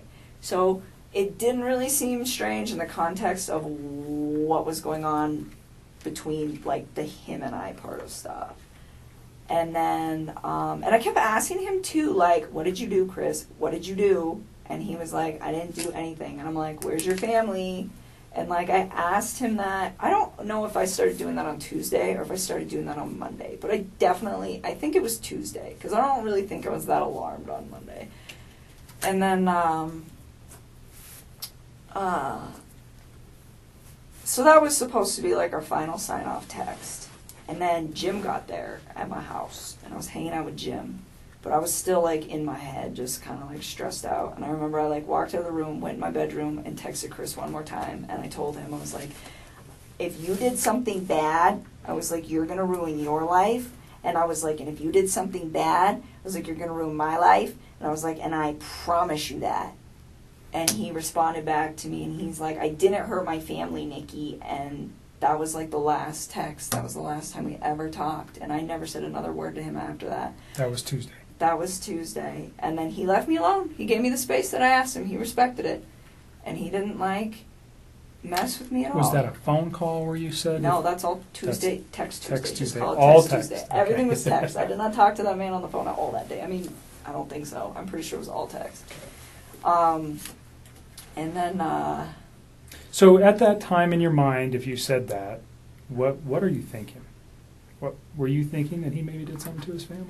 Yeah, I started getting really scared. What caused that thought? The fact that he lied to me. Okay. And that she still wasn't home, and it was day 2. Like, I figure if you're upset for a day, you leave for a day, but you come back. And she wasn't back. And it was, like, midday. And not only that, but, like, she doesn't have her phone, she doesn't have her car, she doesn't have the kids' EpiPen, she doesn't have any of that. So what I'm thinking in my head is, like, for a night, if you're really upset, somebody comes one of your friends picks you up, like, okay. But I can't explain that for 2 days. Like, that just doesn't, like, logically process in my mind as something that any woman I know would do. The one-night thing, I know women that would do that. But the 2-night thing, no. And so I'm like, she's still not back, and he just lied to me. And it made me, like, I just started getting scared. And I remember, like, telling him that throughout the whole day. Like, I don't even know how many times I texted him that. I wouldn't be surprised if it's, like, 8-10 times. Where I'm just like, I'm scared, I'm scared, I'm scared. And one of the last texts that I sent to him, too, I told him, I said, I'm scared because I feel like I don't know who you are anymore. And his response to that? I don't even remember, to be honest with you. I think that was, like, in that, like, sign-off text that I sent to him. Okay. But I mean, I was like kind of scared. What I was really scared for was scared for his family's well-being, because it's like, I don't know where these people are at this point, and it's scary. I mean, it's scary that she's gone, but it's even more scary to me that these little girls are gone. Like, that was the part that really freaked me out. Like, if it was just her, I'd be like, well, maybe she took off with somebody, maybe she didn't. I mean, I don't know, because she's a grown woman and she can make those choices. Was some of the scared, was there fear in you that people were going to find out about your relationship too? No, I didn't even care about that at that point. I was just okay. like scared, like, of the situation. It was like getting escalated, and it was freaking me out. And he was just like he was strange. So another thing, so that was Tuesday, and that was it for Tuesday, but I forgot some stuff on Monday that I did need to bring up to you guys. So Monday, when we were on the phone at one point, he mentioned to me, I can't even believe I have to say this, she left her wedding ring here. And I said something along the lines of, does that mean you two are done? And he was like,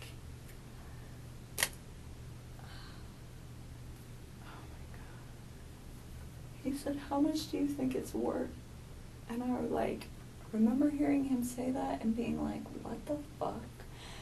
And I remember thinking to myself, like, I don't even know how to respond to this. And so I was like, I don't know, pawn it, man. And I was just like, I pawn jewelry all the time. I was like, I pawn jewelry a few times. I was like, it's not worth shit, though. And I was like, so I don't know if you really want to do that. And he's like, no.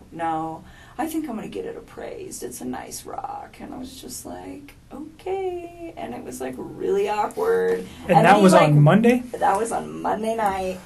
And that to me was like, it was kind of strange. And then the Tuesday lying thing, like I'm telling you, it started like Monday night, him saying that was why I couldn't sleep, because he made the comment about the wedding ring. Okay. And then Tuesday, her still not coming home, and then him lying to me.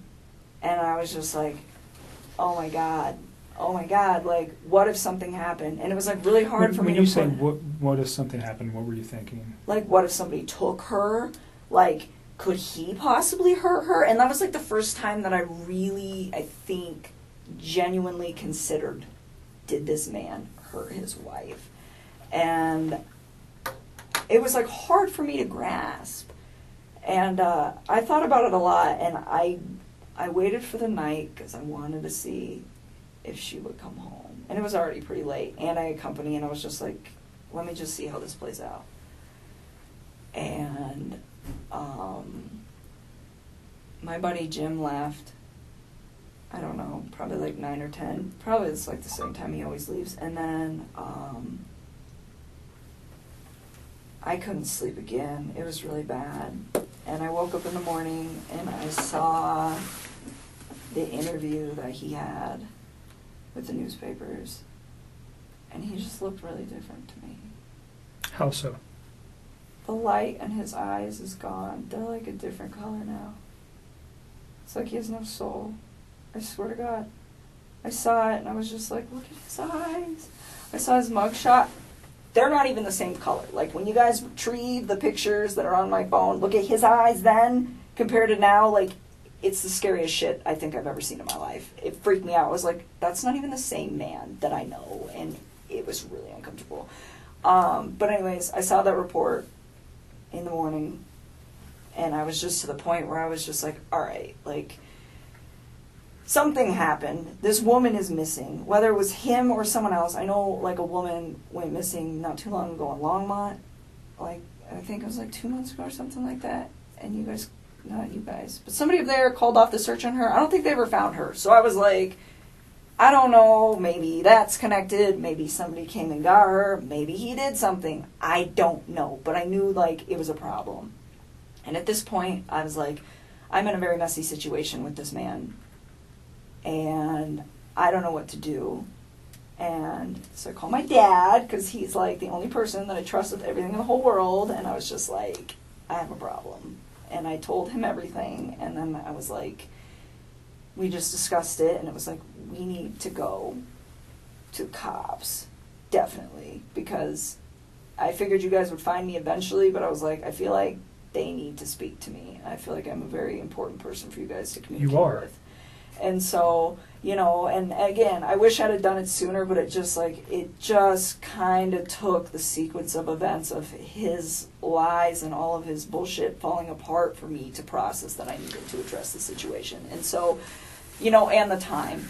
And so that to me, and another thing he lied to me on, I caught him on Monday night, he was like, oh, it was right after the wedding ring thing. He was talking about, it might have been before, one of the two, but he was like talking about how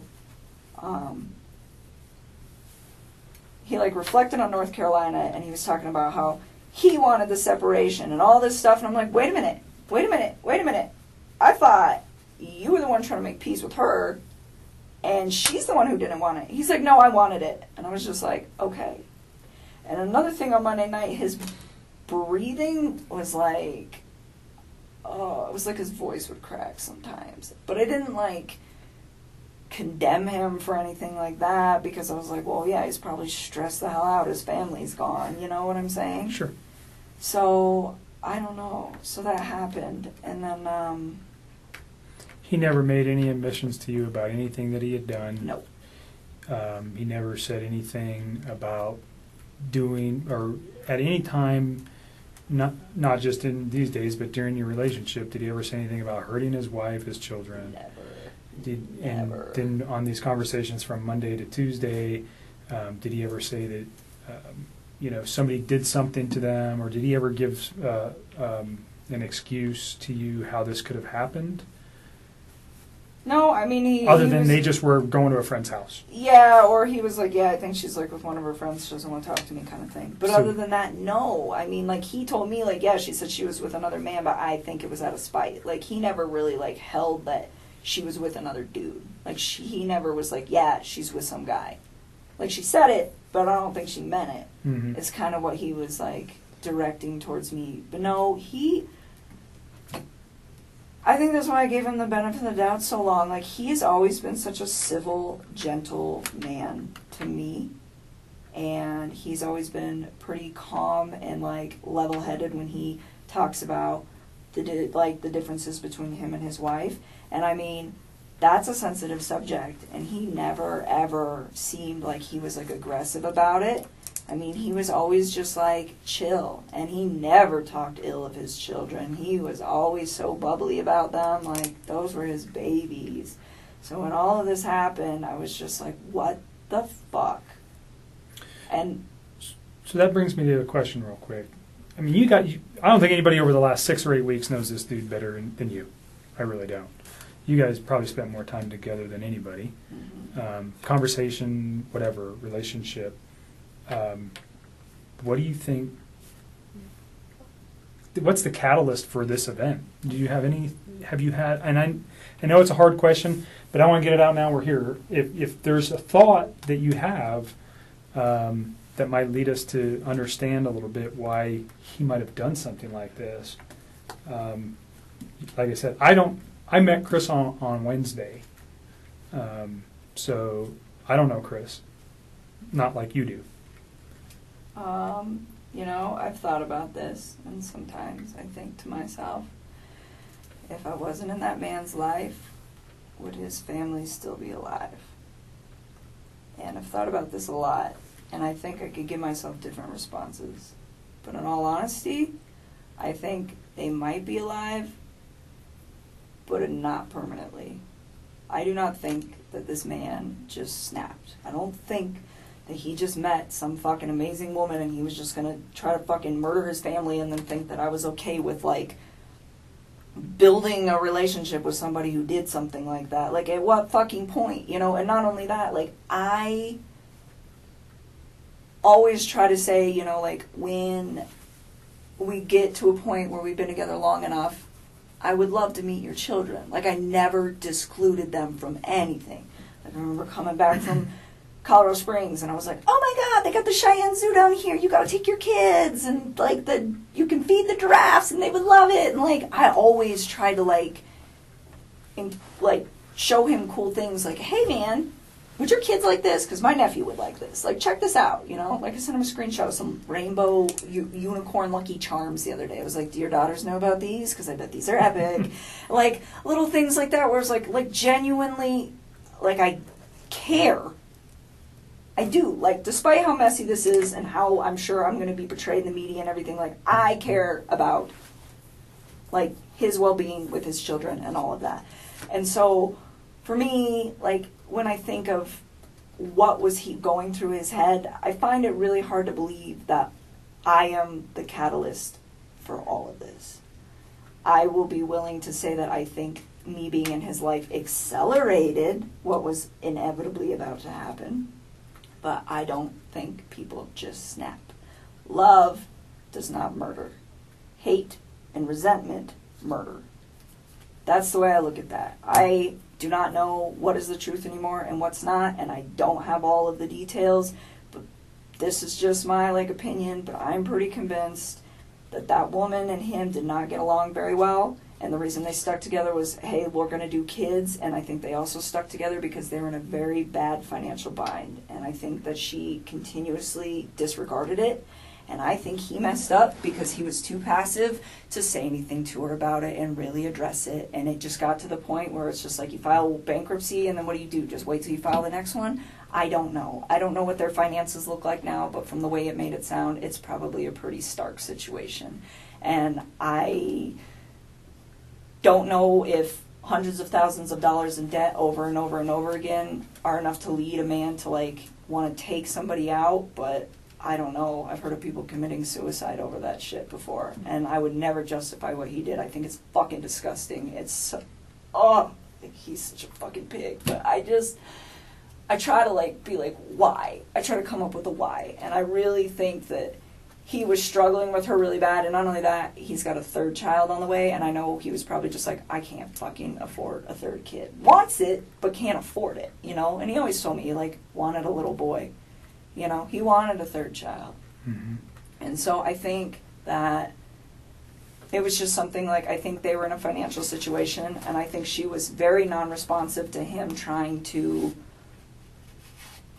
solve problems and get out of the situations that they were in. And I think people just get complacent is what it is. And then, I think he met me, and I think I was a breath of fresh air for him, where it was he could get away and just be you know what, I can be myself, I don't have to worry about money right now, and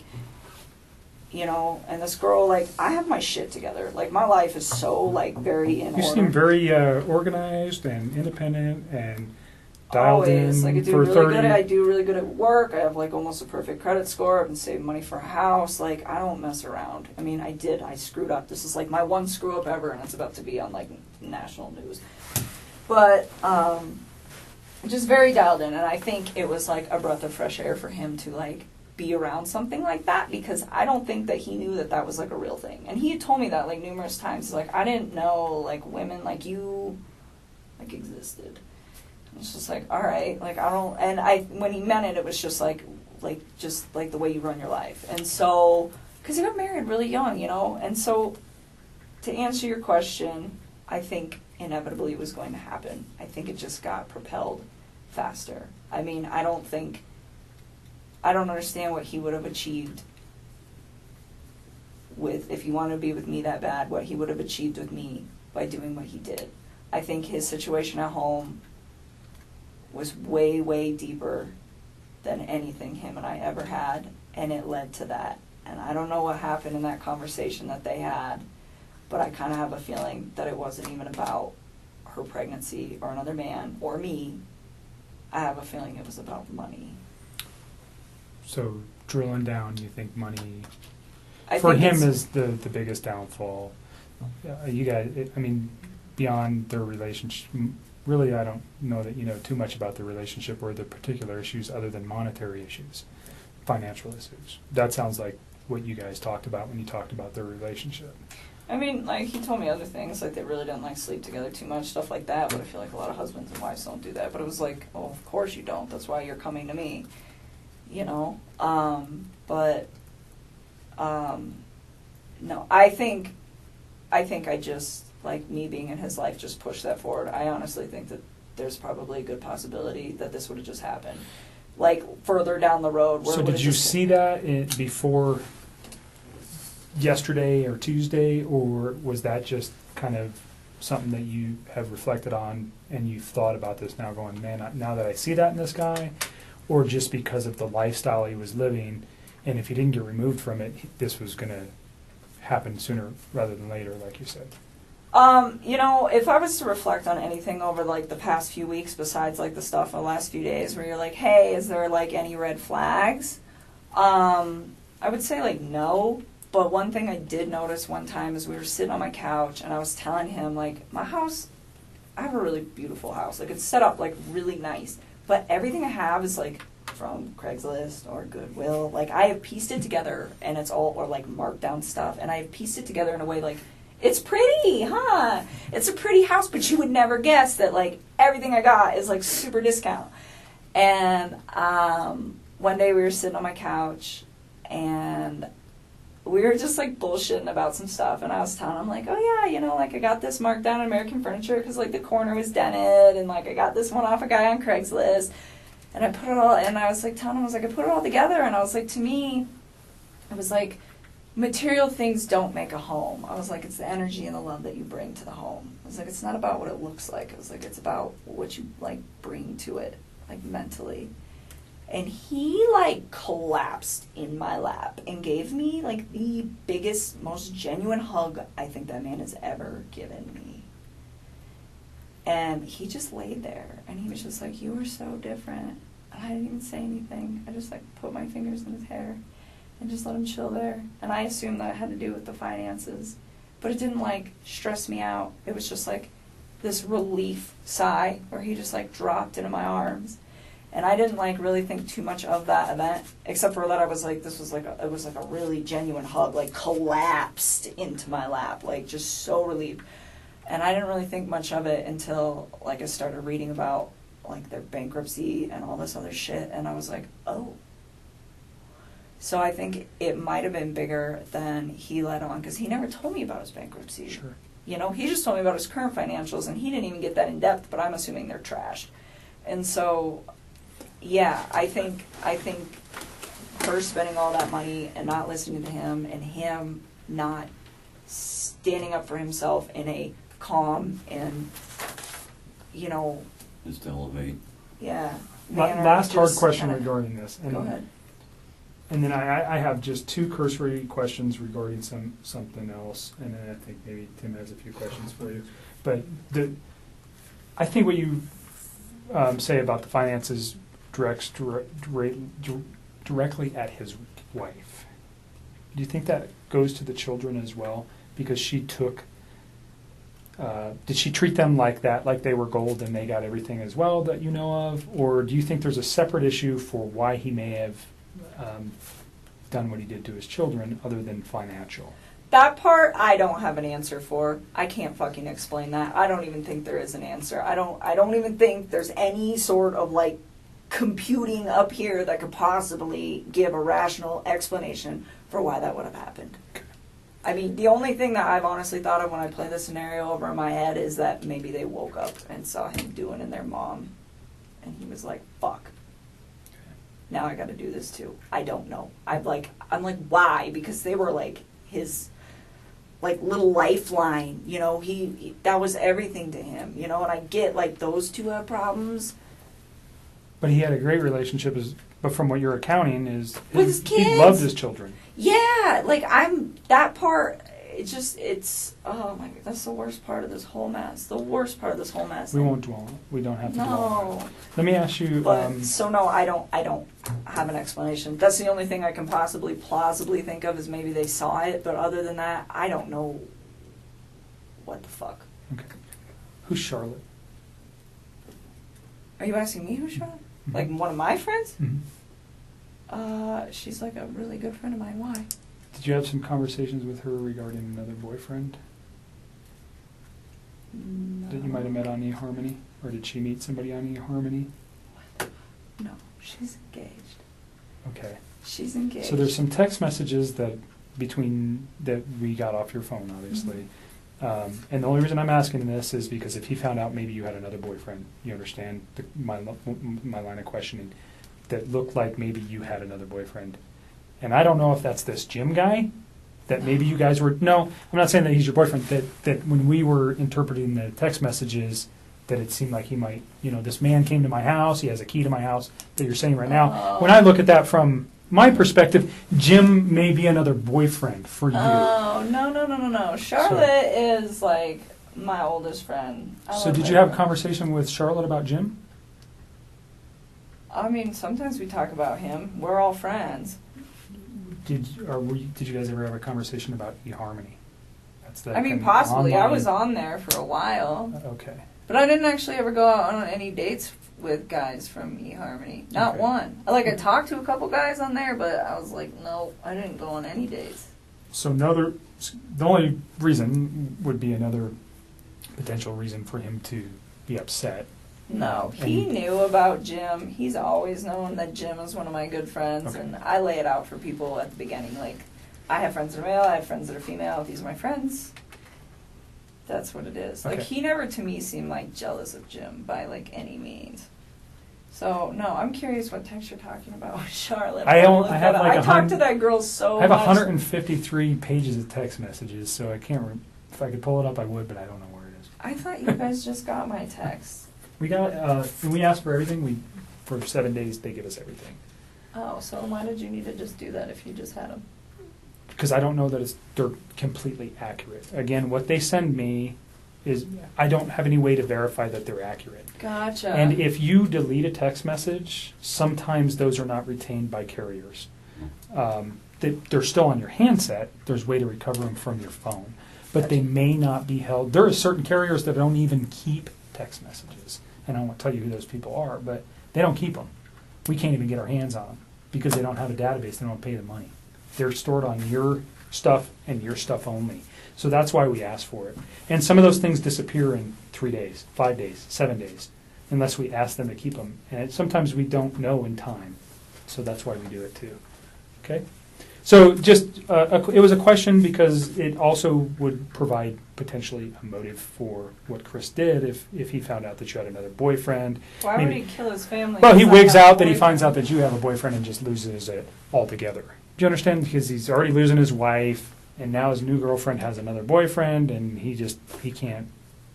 There's multiple reasons why. It was a concern. That His cheese slid off his cracker. So sad. I don't know. He's like not even the same. I look at those like mug shots and they're scary. They scare me. Yeah, that's what you said about that video too. It didn't. I had noticed I would have been a wreck. Oof. I don't know. I mean, I volunteered with some guys for when I did the armed military stuff that had PTSD, and they were telling me when they went through trauma that they like kind of locked up. So like, I didn't even think it was the fact that he was calm that freaked me out. Oh, it was when you were like helping his those guys eyes. out when he from the. Yeah. Oh yeah. It was his, like, that part didn't, because I was like, I've seen, there's these guys that have been in battle that I've worked with that are like, yeah, I've experienced this is how I handle my trauma, and they're, like, very, like, just kind of like zombies. But, so I didn't hold that against him, it was just his eyes, and just the light is gone from his eyes. So let me just finish just with a couple quick questions here, but besides the obvious, and what he's done, what's the worst thing about this guy? Did you ever have just some sense? You seem to be pretty together with who you date, the people you hang around with. You seem to know a lot about people. Was there some impression he gave you that The was whole negative? time, like, the whole time we were together? Yeah. Anything negative that sticks out? I didn't think anything negative. I mean, like, I have preferences. Like, I thought he was, like, I don't want to use the word clingy because it's fucked up. He was, like, really, he was a lot more into me than I was into him. And it didn't make... Time? Yeah, I mean, I really enjoyed his company, though. I mean, enough so that I kept everything going despite the situation. And, I mean... Like, it didn't scare me or anything. It's just like, I don't move that fast. Okay. So I think things What were were his moving. long-term plans with you? What did he discuss with you? Like, I mean, we'd, like, bullshit about it every once in a while and be like, oh, yeah, like, I asked him, I was like, if you didn't have that big house, because he didn't want to live in it, and he had made it very clear he didn't pick that out, none of that. I was like, well, if you could have a house that you wanted, what would your house look like? And he would tell me, he's like, I want a little ranch home. Like, it doesn't need all these floors, just a few bedrooms, enough space for my kids, maybe some property so they can, like, run around. 2-car garage, maybe 3. Put the old sports car in there because he liked cars. Stuff like that. You know what I tell him? I'm like, I'm simple too, so if you end up doing that and we end up staying together, let's do it. But it was never like, sell your house, let's go buy a house. Like, it was very... You ever say anything about getting married? To me? Yeah. I mean, it was like a thing where it was like offhandedly, like one day maybe this will happen. But again, it was like these were, I did not take these as very like deep conversations. It wasn't like this is when we're going to get married. This is what's going to go on. Okay. You know, And you knew him for how long? I mean, brief. total, just not dating him, but I mean, when were you first aware of him? How long? I don't know, probably the beginning of June or maybe May. So like 2.5, 3 months tops. I mean, this is all like really fresh. Like all of this is compounded into like a very small time frame. Very quick. Yes. Has he worked for the company for a while? Yeah. I don't know how long. I want to say like 5 or 6 years off the top of my head, but I don't know. But Did he he's supervise people? Do you know anything about that? yeah, kind of. So he was an operator, and the way the operators are set up at Anadarko is they have operator 1, operator 2, operator 3. But then each operator is like broke down into like the basic guy, the medium guy, and like the foreman. And then it starts all over again. So he is still on level 1 of the operators, but he's like the top dog on the level 1 of the operators. Okay. The whole time you've known him, this 2 or 3 months, did he ever complain of anything, any medical issues whatsoever? And did you ever pick up on anything? Is he allergic to anything? Does he have any, you know, a special diet, anything that's messing with him physically? Not that I'm aware of. Okay, how about psychologically? Do you ever think there's something wrong with this guy? No, I wouldn't have dated him if I did. He honestly, I mean, maybe because I thought he was like one of the like most laid back and like decent men I'd ever met, and I just haven't met a lot of people like that. But I mean, no, not up until all this stuff started happening. Then I was like, whoa, you are not the person that I thought you were. But prior to that, no, not at all. I really didn't. I enjoyed his company. You think he was dating anyone else? No. No way? No. Okay. He was way too invested in that. Was the relationship was it sexual right off the bat? Pretty close. I mean, like, once we got it to be, like, where we're hanging out outside of work, yeah. I mean, it wasn't, like, immediate, but shortly following that, yes. And then it just continued.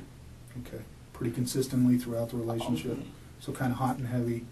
You mentioned that maybe you guys were sending some photos back and forth. What kind of photos is he sending you? Well, see, he would, like, send me, like, workout photos, stuff like that. He sent me a couple of inappropriate pics. I did not request those. I didn't even want them. I was just like, why did I do this? What were they? Oh, it was of his package. And I'm just like, okay, cool. Like his face and everything? Or just... No. Okay. No, that's it. But I think he only did that like one time. It's just like, I don't even really want this. But usually he would just send me pictures, like workout pics, like progress pics stuff, and I would just kind of keep him updated, like, because he had some like fitness goals in mind, so it's kind of like trying to help him out with that. Okay. When was the last time you guys were intimate? Saturday. Was that at the Broncos game? Uh-huh. Where would that have taken place? At my house. When he went to go pick you up before heading up to... He didn't pick me up. We drive my vehicle. But, yeah, prior to and immediately following afterwards. So it was like, So when he dropped you back he off, came to my house, you it did- happened, and then we went out to dinner, and he came back to my house, happened again, and then he left. Okay. Any other stressors in his life besides finances and that he mentioned? I And mean, his wife? just the fact that that she doesn't, like, let him openly communicate. I mean, but other than that, no.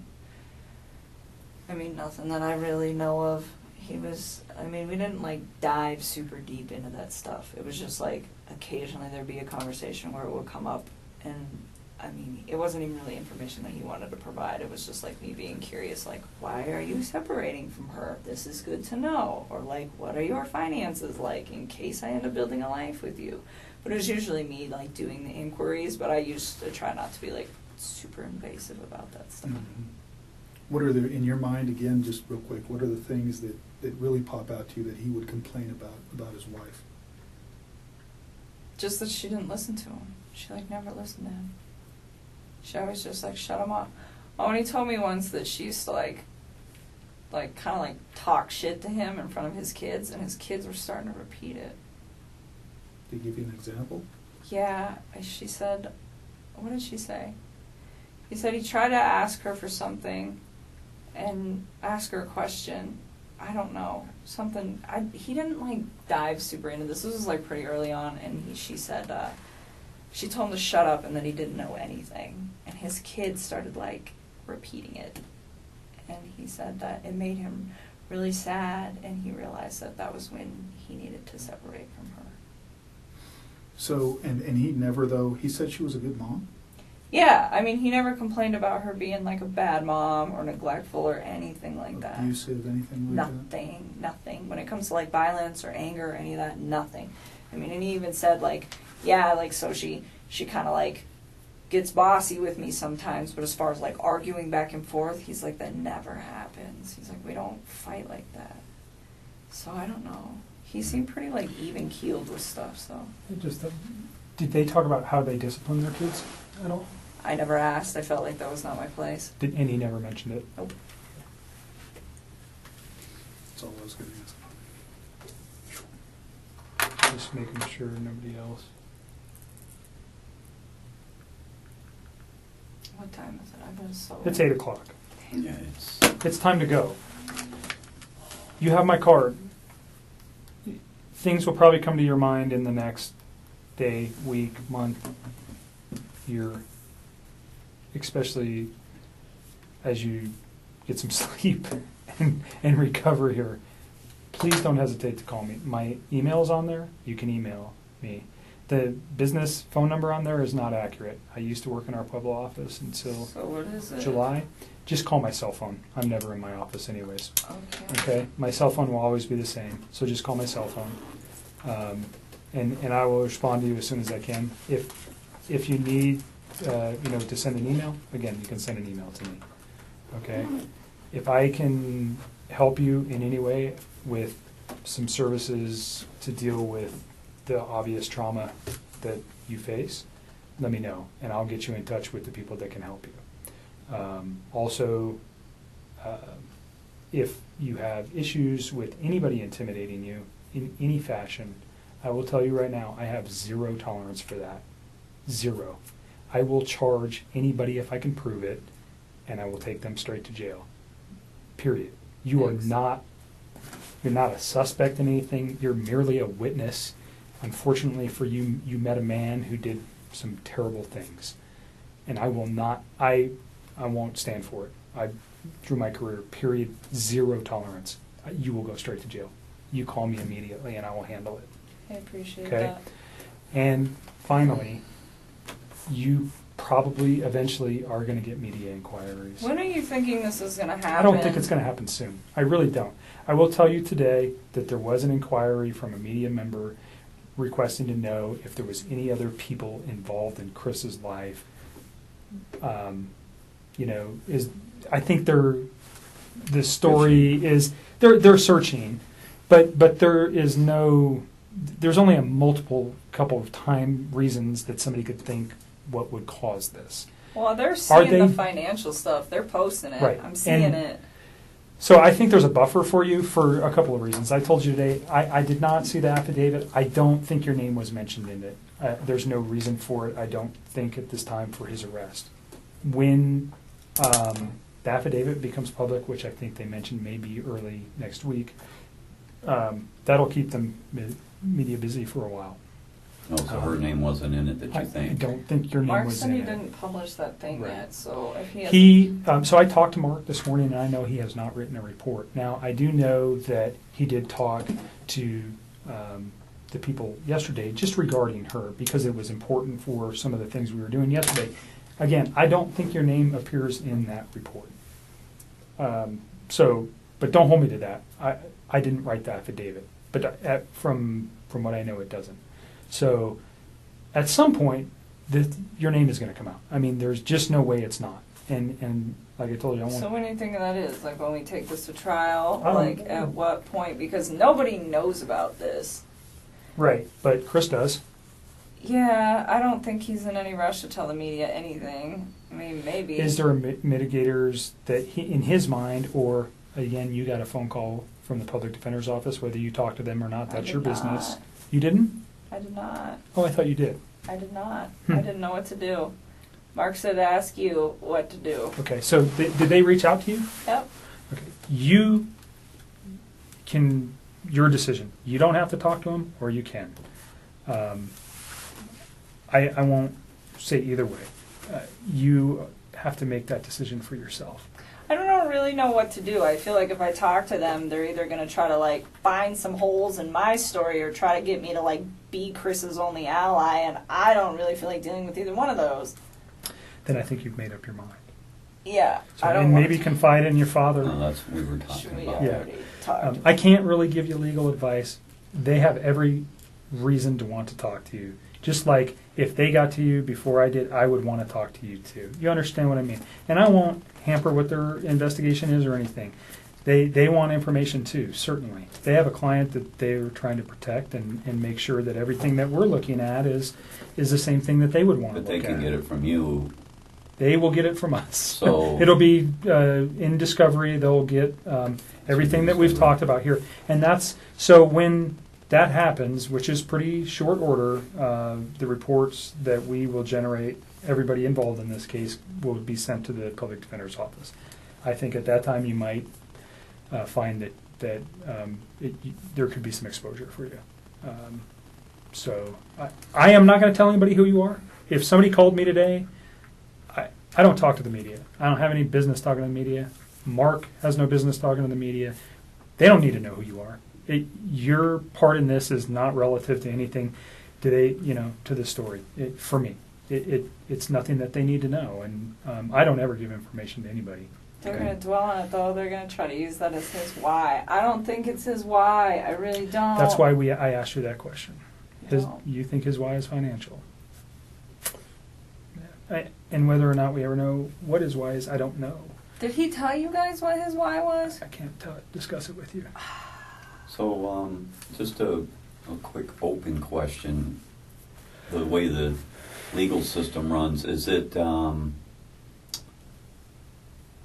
if he totally confesses and pleads guilty, is there a reason for a trial, or do they just pack enough discoveries together that this proves what he said and So the he purpose goes of to a kind of court and it's done? Or the purpose for discovery is we have to we're obligated by law to share everything that we know with the public defender or Absolutely. a private attorney. Right. Okay. It doesn't go the other way.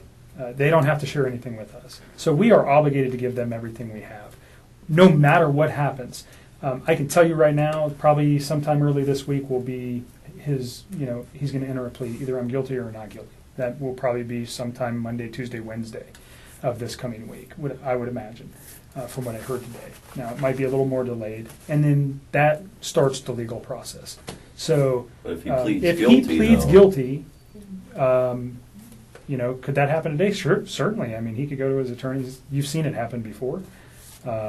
If he pleads guilty, is that information still available? Absolutely, because there's still got to be legal process regarding is he competent to stand can he make that plea? Are the attorneys going to allow him to do all so? the stuff. You know what I'm talking about. Yeah, So okay. all that information still goes to them, and then that would play into potentially what is the sentence, what could be the penalty. All those things have to be looked at by attorneys.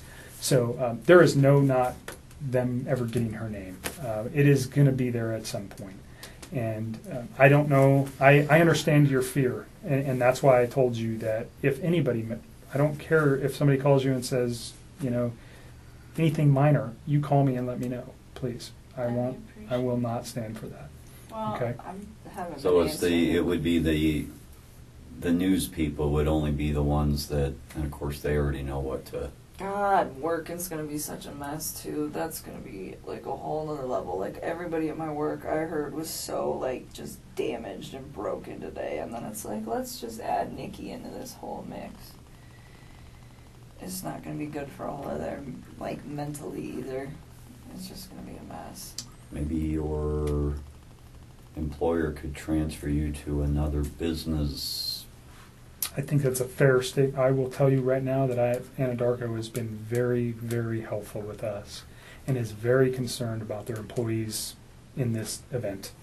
And I'm tired too, but your employer definitely has an indication of your relationship with Chris, I would think.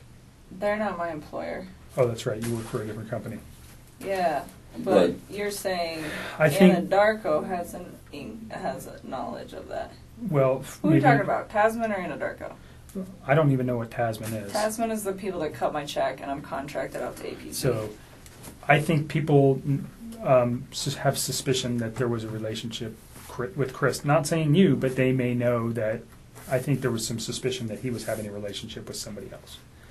Not your name specifically. But if you went to your bosses and said, I have an issue that I don't, like your dad's saying, I think that you might find that they'll just get you out of there. See, that's what, and that's what we were talking about today, because they probably have a policy for psychological help. They probably have a policy for inquisitive, people bugging other employees. That's a big company with a lot of HR, and there's... Do you have an employee assistance program?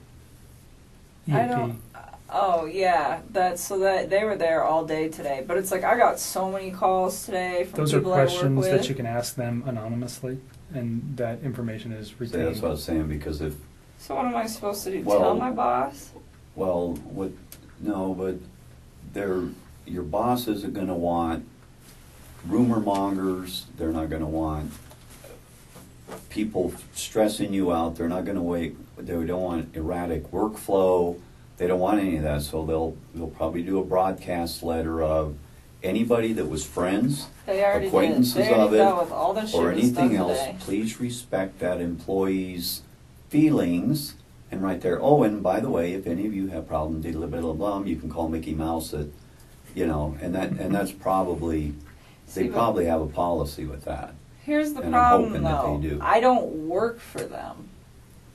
But they can still, But if I'm like protect you under transfer that. me, like they're gonna be like, you're not even our employee. Like I'm pretty sure I'm about to lose my job over this. no, No, you're not. Why would you lose your job?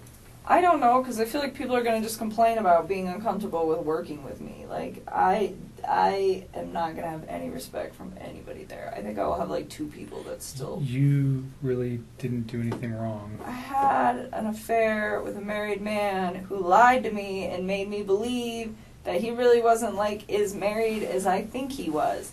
But the media is not going to be so kind to let everybody know that. I think people are going to think I'm like the reason that he went off the deep end. That's Well, probably a fair statement. I would probably agree with you to some effect. But if these people you know them at work, then and the company will protect company you at will- some point.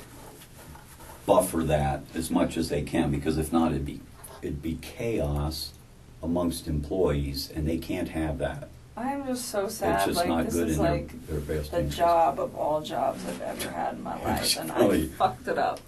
Well, so you've been out in the field, you've been home 3 months of the year on an average, in staggered amount, out in the middle of nowhere on oil rigs. This little thing was out hanging on oil rigs, and now they got her an environmental where she's able to clean up stuff. Right. And it's a hot job, man. It's just a hot job, and I mean, would you advise I wouldn't me start. talking to I like can't my give you head legal higher up? advice. Maybe the best thing to do on that is talk to your EAP, whoever the employees assistance people are. They're anonymous. They know all your HR rules. They know all your policy and procedure stuff. And how can I mitigate this? Fair and also, question. your problem too is not just is this going to become an environment where you can't work? So you have to call those people and say, I don't want this to happen, so how do we take care of it? I want to continue to work for you guys. I love my job, whatever. Just be proactive.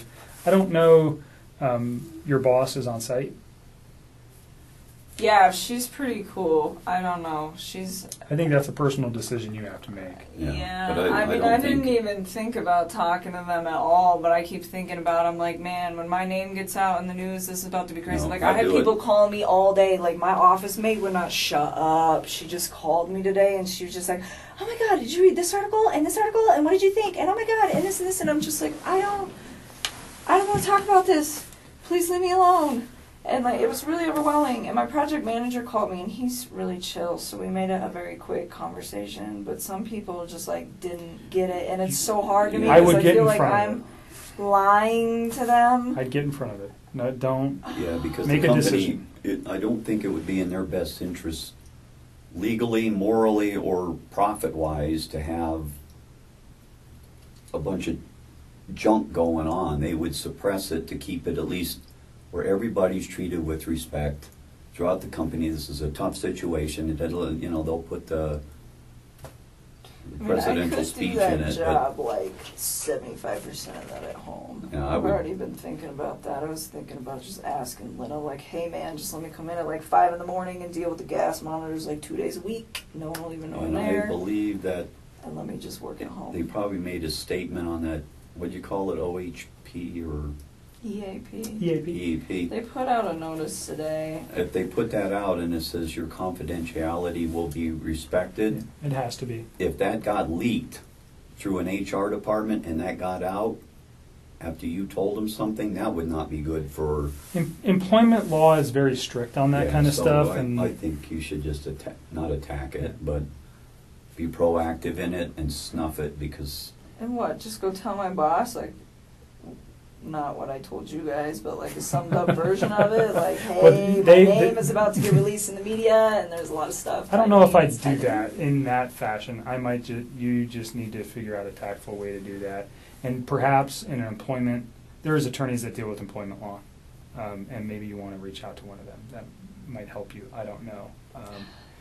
You know, it's a decision that you might need to make, or you might want to talk. I think I would talk to EAP first, because it's not going to cost you any money. See if they'll do something. I hope so, because they're not actually my employer. So Well, they're an outside agency that just knows what's going on.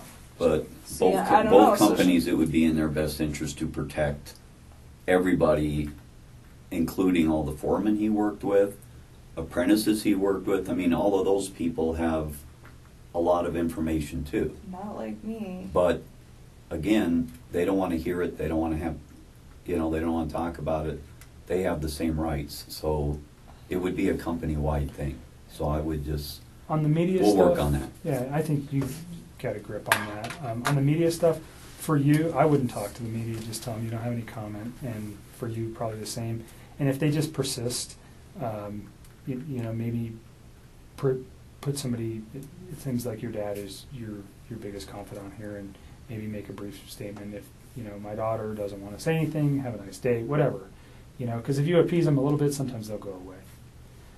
That would just be my suggestion. Don't talk to them. You don't need to. I'm not going to. I guess they're going to make their own assumptions. Let You, them So does your neighbor, so does the Right. They'll be guy talking, as soon as they stopped at the figure red out who light. you are, they're going to talk to your neighbor, and they're going to say, oh, yeah, I saw Chris, you know, and her together, you know, whatever. You know what's going to happen. Just prepare yourself, and then it won't be. Are they going to there's like swarm my house? No, I don't think so. No, they were like swarming his. He told me that he's like, there's media everywhere. And it's just like, I hope that does not happen Well, to me. I yeah. mean, I have like a safe house in Denver that I can go to, that I There have the you go. keys to, that has That's what nobody we're- there that's what we're ever. thinking for the next And it's couple all I have to weeks. do is check the mail, and there's no questions asked, and nobody knows where it is, and I'm not telling anybody, but it's like a really nice spot for me to like hide there. out, and I don't have any friends in that building. I mean, it's an apartment, but it's And we like will safe. answer your phone calls, but the safe house is from The safe house Go there. is the safe people house. banging on her apartment Well, door. when should I go there? When do you think all this is going to start happening? I mean, it's kind of. I mean, it might be just good for you to go there anyways for your sanity, and stay away from this place that you had a connection to this man with, and get your thoughts in order. It's and so sad. That was my nest. That was like such a warm little place. That was and your- now it's like I haven't even slept in my bed. I've just been sleeping on the couch with the dog. I don't even want to do it. What other questions can we answer before we go? I don't foresee talking to you again regarding this now. An attorney might review something and go, hey, can you ask her another question? And that would be a long ways down the line. I don't think there's anything else. I let you talk for a long time today to get it all out. So we don't have to do this again, because I don't want to traumatize you again. But if there is important things that come up, please know that I do want to talk to you about those. Other things that we haven't talked about today, or if something just, I mean, I got to tell them, just call me. I mean, like some things I thought were really important. Like the other day, like I didn't mention the wedding ring thing, and then I was like, that was really creepy. I should probably tell them about that. And yeah, that And you got those cards. I gave you those cards. So you gave me cards and there was clothing in there. Yeah, I don't care what you do with it all. I just don't The want clothing, was any of the clothing anything he wore this weekend, or is it stuff that was from... No. It was like stuff that he brought over like prior to that. Okay. None of that. Like some of it's been washed and folded since then. Yeah, I just wanted it out of my house and didn't want to throw it away. We'll So take you care of guys it. can We deal have with it. We'll take care of that. If I have questions on the context of a text message, I might just call you and say, "How does this mean?" Because I might not understand what you were talking about. If that's okay with you. Yeah, that's fine. If it's, I'm not going to bother you unless it's really important, because I think I have everything I need from you today. Okay, yeah, we just wanted to make sure you guys had it so that Well, and we don't. I you don't can find the right person or something We don't and want to get do it it done. again. Yeah, and we know we have the right person, and I am sorry that you're involved. I am. It's never a good time to say anything like that, but it's a bad deal. This whole thing is, and this is one of the tougher cases that I think I've been doing this a long time. It's, it's tough. So for you, it's even tougher. And don't forget to reach out to somebody for your sanity. Like I asked you downstairs a question, and you said no. You remember what question I asked you, right? No. You know how many questions you've asked me Don't you want a tonight? pizza? Well, hell, Pizza. I want I food love too. pizza. No, I asked you if you had any concern. I asked if I should be concerned at all about you hurting yourself. Oh, no, I don't feel the need to do that. I Right. just want people to leave me alone. I And just if feel like you- I want to hide for a little while Just all of this please is happening. reach out to your family or even me, and if you have any things that's struggling, like I told you, there's people I can put you in touch that will talk to you. I'm not a psychologist. That's not what I am, but people sometimes that get caught in these situations, they end up having lots of emotional issues, and you need to address them. Don't just hide that stuff, okay? All right. Are you guys You going to seem help pretty me if super we go? intelligent, so I appreciate that. That's a nice compliment. When we go to trial for this, if that's what he so feels the need to take this to, are you guys going to help coach me through these questions? So we would be there to rediscuss our conversation today, the conversation you had with Mark, and then an attorney would talk to you prior to any questioning on the stand regarding what kind of questions they're going to ask you. And really the only thing you have to remember, if you're worried about your recollection or your recall or, how you might remember this, everybody worries about that. Even we do. We spend hours on the stand, and it's very difficult. But the only thing you have to remember is tell the truth. And the truth will never change in your mind. You know what happened during these 6 weeks. You know what happened on Monday and Tuesday. And as long as you tell the truth, then there's nothing to be worried about. If you don't remember something, you don't remember it. Might they pick on you a little bit about that? Absolutely. They usually pick on us a lot more than they do you guys. So, but that's so far down the road. How long are we talking? How long That is this could whole be, process gonna well, take? so he has the right to a speedy trial once he makes a plea, which is 45 days. Do I think that's going to happen? Absolutely not. I can tell you that the majority of the homicides that I work on average somewhere between 1 and 3 years. Yeah, look at the clown So man. I gotta just deal with the theater. media, knocking on my door like that for 3 years. 'Cause that's This what we're gonna have to case go will through. be hot until the next, unfortunately, crazy case comes up. And it's true. I don't know if you watch the news. There's a reason I really don't. Every week. I don't But watch you know American there's something news. new every week that's the hot topic. This one might be hot for a week, 2, 3, whatever, and then something else is going to happen, and they're going to forget all about this one until it comes back to court, and then it's going to be revived if it ever does. I don't know what that he So- has all sorts of. He could plead. He could say I want to go to trial. I didn't do this. Whatever. He could say whatever. So it could be tomorrow. It could be 5 years. It just depends. There's a lot of things that can slow cases down. Yeah, look at that theater thing. That was a whirlwind for, a month or so? Sure. And then all of a sudden, as soon as people started figuring out what that guy was all about, all of a sudden they started just man, he's weird. He was psycho. Look at him, and he just kind of just... And then it But I petered notice off. it shows and then- up every That's a huge event. Yeah. You know, But certainly it shows up every 6 unprecedented. months or a year here. Sure. You know, I mean, you look at, I just, there's no way to know that. But if, Okay. like your dad's saying, you know, like on that guy was sent to the state hospital for evaluation, and that takes a long, long time, and that can draw out cases if there's evaluations. There's all sorts of things that come into play that really don't worry about. Is put this thing out of your mind as much as you can, and when the time comes, if it ever does, that you had to testify, you will be in good hands. We'll take care of you. The attorneys handling this case are going to, you know, take care of whatever needs to happen. Okay? And if you have questions that you can't think of now, just call me. Yeah, I don't think we're gonna talk to the other side. From what we were discussing, they can get the discoveries from you I guys. don't and want it's- to deal with him it's- anymore. it's Mark less already than- said, he's like, he might try to call you. I think I'm going to just ignore that. Who? Chris.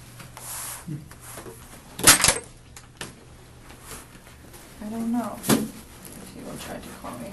I heard, did they find those little girls yet? I don't know for them. And they Yeah. thought, or they Yeah. knew where they were at. You don't know yet? Because you've been in here with me. Right. Oh my god. I find the whole thing very weird if the close, as much as you told me that he was as normal as he was, but yet some very close friend would call within a couple of hours of her not answering the door, or what was it? Well, I think she was like on meds or something. Like, so I think she wasn't concerned to about call Chris. But to call the police within just like the same day, and yet he acted normal on this end, that is weird. Yeah. Somebody, there's two different lives there or something. Oh, there's definitely two different lives there. That's why sometimes I have to like, I feel like when he's like, well, what did she, if people are like, what did he say about her? And it's just like, I don't even know if I want to say it, because who knows if that's what's really happening. I mean, maybe, maybe not. Molly called me back, so we'll call her tomorrow. Okay, I think I might need to approach Anadarko. I really don't want to go to work tomorrow. I don't think I'm going to. I think I'm going to just take the week off, and then maybe we can sort things out on the weekend, and then I can like reach out to my supervisor and EAP or whatever. Yeah, you need a little sleep and some time. Yeah, you definitely need some sleep. Don't drive tonight. Yeah. She's, I'm gonna drive her home and then all the way back. I'll walk you guys down. You're gonna get. Yeah, I'll You get need to tape. use the restroom first, Pumpkin? No, which is crazy because I've drank so much water today. I really, really do appreciate you being completely open because I'll